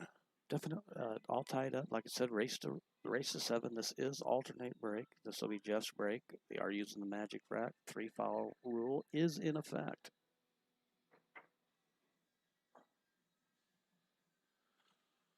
And we have not seen it come into play. So... come close. I don't think anybody's gotten past 1 yet. I'm gonna take a look here or something. We left off. Don't forget it tomorrow. You can swing through, stop in at 11 o'clock for signups. Where now? Is it the signups? Is it like last year? Oh, it is a Whiskey. It says right there. I'm looking right at it. Yeah. You sign up at Whiskey Barrel. You want to be there at 11 o'clock to get signed up. I still haven't figured out the $15 entry, that's $10 really, green fee. That's going to boggle your mind all night, isn't it? I'm a little confused about that. So if Mark Ramirez is listening or if somebody's listening, I mean, I hope that's not the case. Now, if you see right there, Jeff broke from the opposite side of the table and the wing ball went right into the pocket without a problem. And like I said, that's the difference between racking with a magic rack and racking with the triangle. And some people will say, well, you can't get them completely tight or this, that, whatever. Well, that's that's kind of the nature of the that's beast. part of the game, Sure. you know. Mm-hmm. I mean, and because of things like that, though, that's where you started seeing the evolution of all the different types of racking systems that have come out. You know, the Sardo rack and Yeah, whatever happened to that? somebody was just posting a picture of it. It was floating around Facebook. I've seen it too. Yeah, and that's why it kind of popped into my mind because I saw somebody, but you remember when that came out? It changed. Well, the thing about it is though is I always thought it was a good way to rack the balls, but this was when I didn't play a lot of pool. I wouldn't take pool all that seriously, and even back then when that Zordo rack came out, people were like, it racks them too good. Right. But I think even with the Sardo, you still had nice shot, Jeff. That's a really nice shot. The Sardo rack still had the possibility of things loosening up afterwards. Yeah, but not nearly as much, obviously. What they would do though is they, especially on the professional level, you didn't usually have that problem because you were playing on usually freshly felted tables, right, et cetera, especially back in the days when that came out. And for whatever reason that lost steam, and my idea would be is that it was just too big and bulky, and it was giant, it was just and it went away pain in the ass to deal with, I guess. And if I remember, I think the Magic Rack took it out. And that very well could be. It was either the Magic Rack or those steel ones. Well, I don't remember, but a lot of people don't remember. I really didn't start taking this game serious until about the last couple of years, about 4 years now. So I mean, I remember the Zordo rack, but I don't remember why people quit using it. But I remember using it back in the day down at leisure time, and it worked out really well. It racked the balls really nice, but it was a boating. It was a monster. Mm-hmm. Like a lot of things, I think it was starting to create probably spots and things like that. Now, see, here's my point. Yeah, I know exactly what you're going to say. Here's my point. You didn't see a rack run out one time, and all of a sudden they put the Magic rack up there, and all of a sudden you got 2 racks in a row. I shouldn't jinx in here, but right, you got 2 racks in a row that should be run right here, and don't get me wrong, there's nothing wrong with that. No, I mean nobody wants to see guys bouncing balls around all day long and not make anything, but like you said, this just took away from it took away from the guy, racking for himself, making sure he put a good rack on, and then it is what it is. I mean, that puts Jeff on the hills. Yep. 6-5. A&A Flooring, Sterling, Illinois. Give Al a call at 815-632-0675. Professional and affordable hardwood and carpet services, helping you choose your perfect floor for your lifestyle and your budget. Check out aafloors.biz. You can use the on-site tool to check out all your flooring options right from the comfort of your couch. You don't have to move. You can sit there in boxer shorts and just check it all out. You can visit them in the lobby Monday through Friday, 8 a.m. to 5 p.m., Saturday, 10 a.m. to 2 p.m., with additional appointments upon request. That's A&A Flooring, 815-632-0675. And looks like Sam is getting ready to break up the 12th rack of this set. Much closer in this second one, the first one, obviously. Sam running over Jeff. Yeah, Sam 5-0. won that 5-0 on the 8-ball set, and this one here is going right down to the end. Yeah. Now, I think the 7-ball is on the wing this time. Watch it go right into the bottom corner pocket, and there it goes. Yeah. I don't know if it was 7-ball, 5-ball, whatever was on the wing, it goes in. It was the 5. And once again, I know I'm beating this dead horse to death, but can you tell this bothers him a little bit? It does. I don't like it. I just don't like it. Doesn't like it. But both players agreed on it, and this is what they're playing, which is perfectly fine. And here's another thing that when people talk about Fargo rates and all that kind of stuff, I can tell you what, this right here will boost your Fargo rate. Mm-hmm. Yeah, yeah. You know, you start going to tournaments where you're playing on the Magic rack, and then all of a sudden you find yourself breaking and running racks, and then you go to a tournament that they don't allow it, and your Fargo rate's ballooned up to a 625 because you're just breaking and running racks all the time, and then all of a sudden you can't break and run a rack. Right, because you can't get a ball in. You can't make a ball, or they're clustered up. You can't just hit them with that little same speed, about 11 mile an hour, hit the one ball square on the head, and the wing ball goes in every single time. Now, don't get me wrong. I mean, your experienced players, even when they're hand racking them, will still make the wing ball a lot of times if they're racking with the one ball on the spot. I'm sorry, I'm giggling, and this isn't going to help you guys at all, but I just gotta show you this.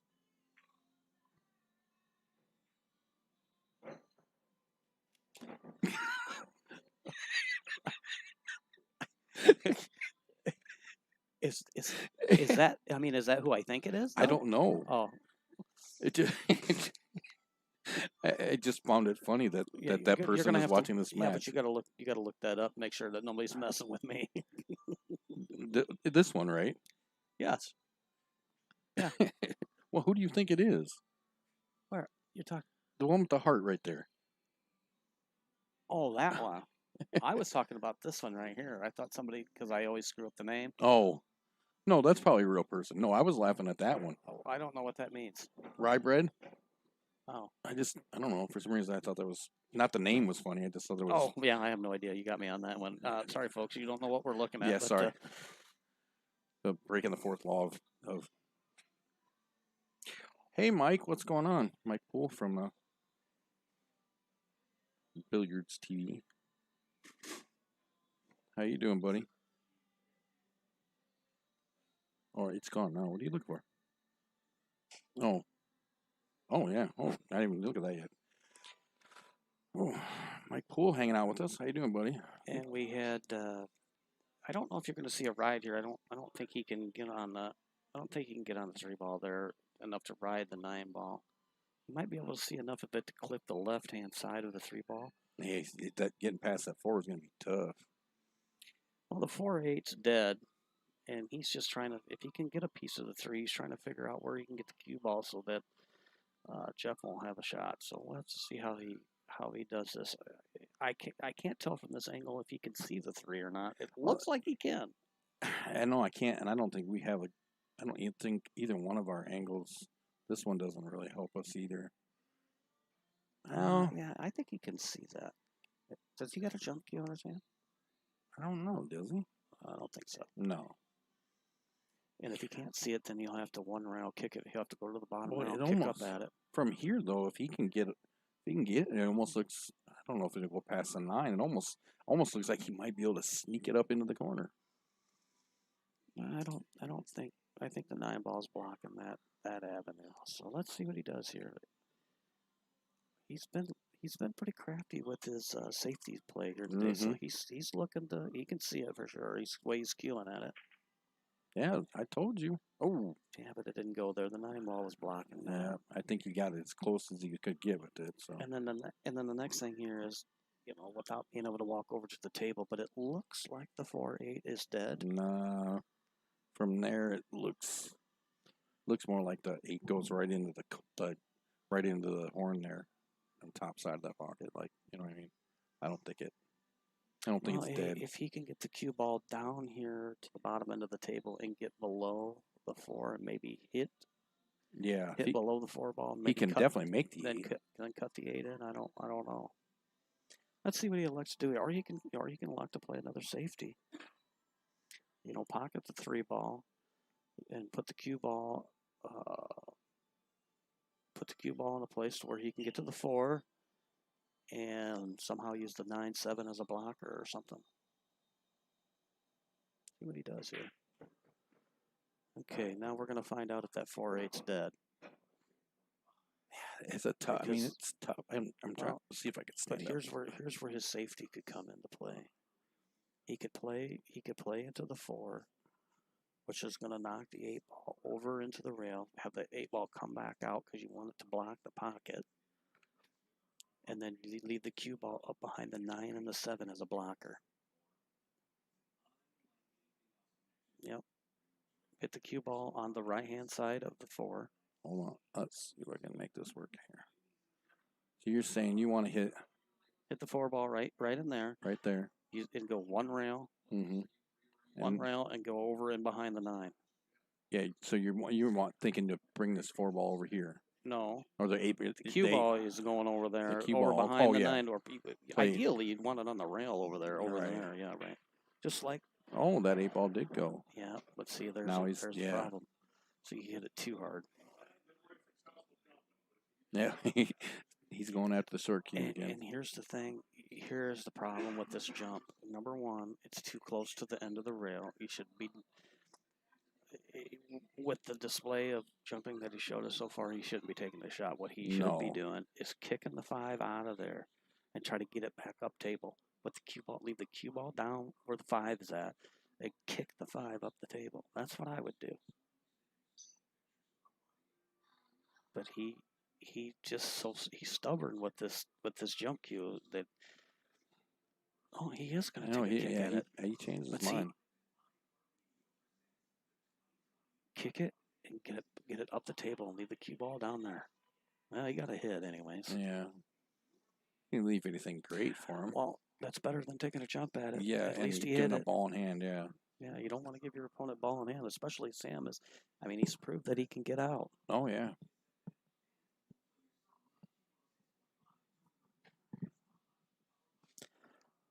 Okay, well, Sam, he's probably going to make Jeff get his jump cue out after this shot.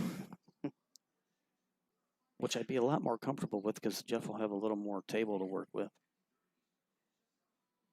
I did see your flyer for it, I think, Mike. I'm trying to remember where that was at. I lost my device. There it is. Yeah, why don't you send me the flyer? Send me the flyer in your in my messenger. You got it on that list? No. Okay. Yeah, just send me a flyer, Mike. Message it to me real quick. I saw you had some. I saw the one post I saw. You had some good list of players going on. So yeah, you get that also, and then you can send it to me, and I'll put it on my Pigeon Coop page.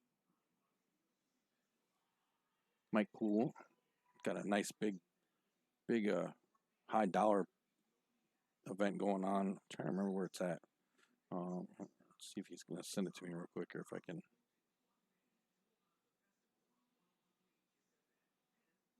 Well, that'll give us something to talk about too. Yeah. What a hit! What a hit! Partner made it too. I looked away for a second. Let's take a look at it real quick. He one railed it down. I mean, it's a lot more difficult to hit that ball than what most people would think. It's like, oh, you just hit it down the rail and hit it into the 5 ball. But I missed it. I'm gonna take a look here. He snookered in behind. He can't, so he can't cut it in the side. So he doesn't really have much of a choice. The 6 ball is in his way. The 7 ball is in his way to kick at it that direction. So he had to go all the way to the top rail and kick back at it. And he darn near made it. And he puts a good stroke on it. See how he stroked through that ball? Oh, yeah, he did. That's how you got to hit them shots. Oh, nice shot. Sam hit a really nice one. Is he going to get there? And he does. I think. No, he didn't get there. Yeah, he did. No, he didn't. He's not getting the 6. He's going for the 5. That's the 7. That's the 7 ball. You might remember we got TV balls up here. You're right. And he didn't quite get there, so Sam's going to kick at this one rail, and if he gets lucky, he'll kick the 6 in. What you really want to do here, though, is you want to hit that 6 ball a little on the what you call the fat side, and get the cue ball to stay down in behind the 9 and the 7 to kick the 6 back up to the other end of the table, or at least half table somewhere in that ballpark, to create some distance from the cue ball to the 6 ball. And ideally, like I said, try to leave it in behind there. What are you talking about, Hans? You had the list for Mike's.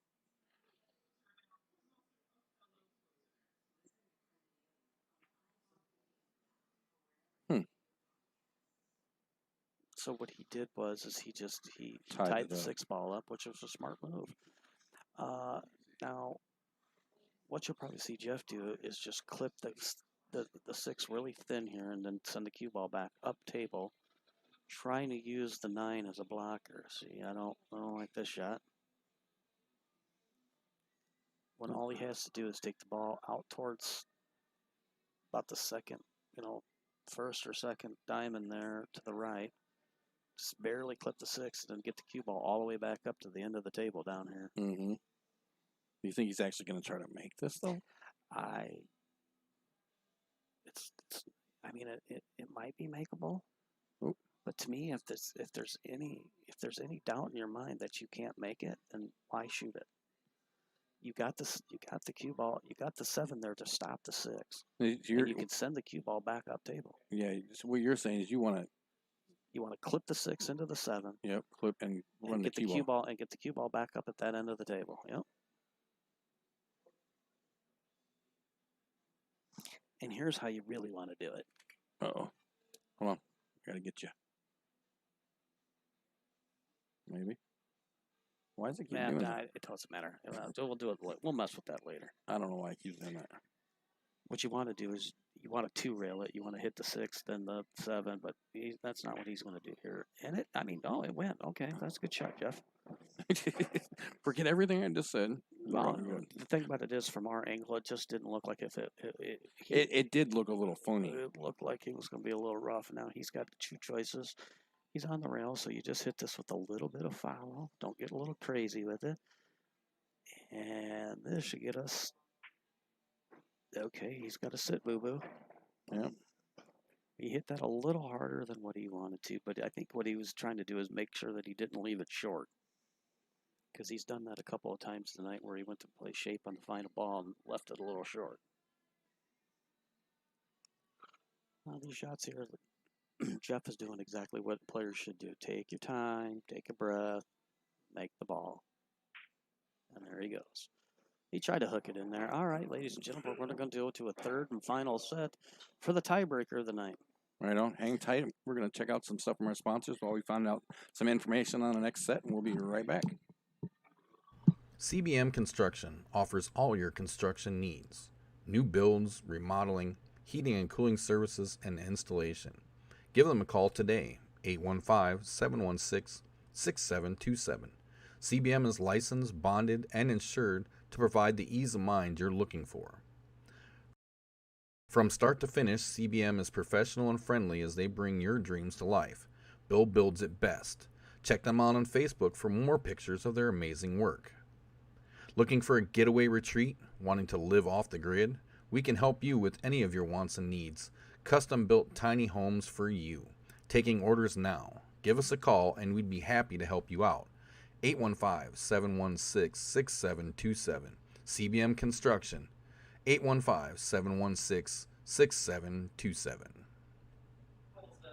All right. So we just talked to the players. Oops. We just talked. They decided to. They're going to call it quits. They're going to call it quits. They said even is good. I think Jeff is running on a little bit of a time schedule. It took a little bit longer than what he thought. Yeah. So sounds like somebody else is working up something. So yeah, there might be some other action going on in here, but I think you're going home, aren't you, buddy? Yeah, I got an early morning. Yeah, I don't blame you. I got another early morning. So, but once again, we'd like to thank everybody for coming out, tuning in, and all that kind of stuff. And if you yourself want a fight night, Bud, tell them how they can get one. Get a hold of it. I'll show you real quick here. I'll let you watch this while it goes on. I'm going to tell you about while you're watching this. I'm going to tell you about this. September 12th and 13th. That's tomorrow and Sunday. 9-ball races, 11 and 11. Alternate break, jump cues, lag for break, 3 fouls, 7-foot diamonds, regular racks. Where are they doing that at? Did I miss it? I missed where it's at. This is the billiardsnet.tv. You saw Mike Poole was talking about. You can find out all kinds of information on that. Go check out billiardnet.tv and search billiardnet on Facebook, and you can find the rest of the information. I got the flyer here, and I'll post it up on the Facebook page. Yeah, I can't. Oh, there it is. 88 Billiards in Oklahoma. That's where it's taking place at.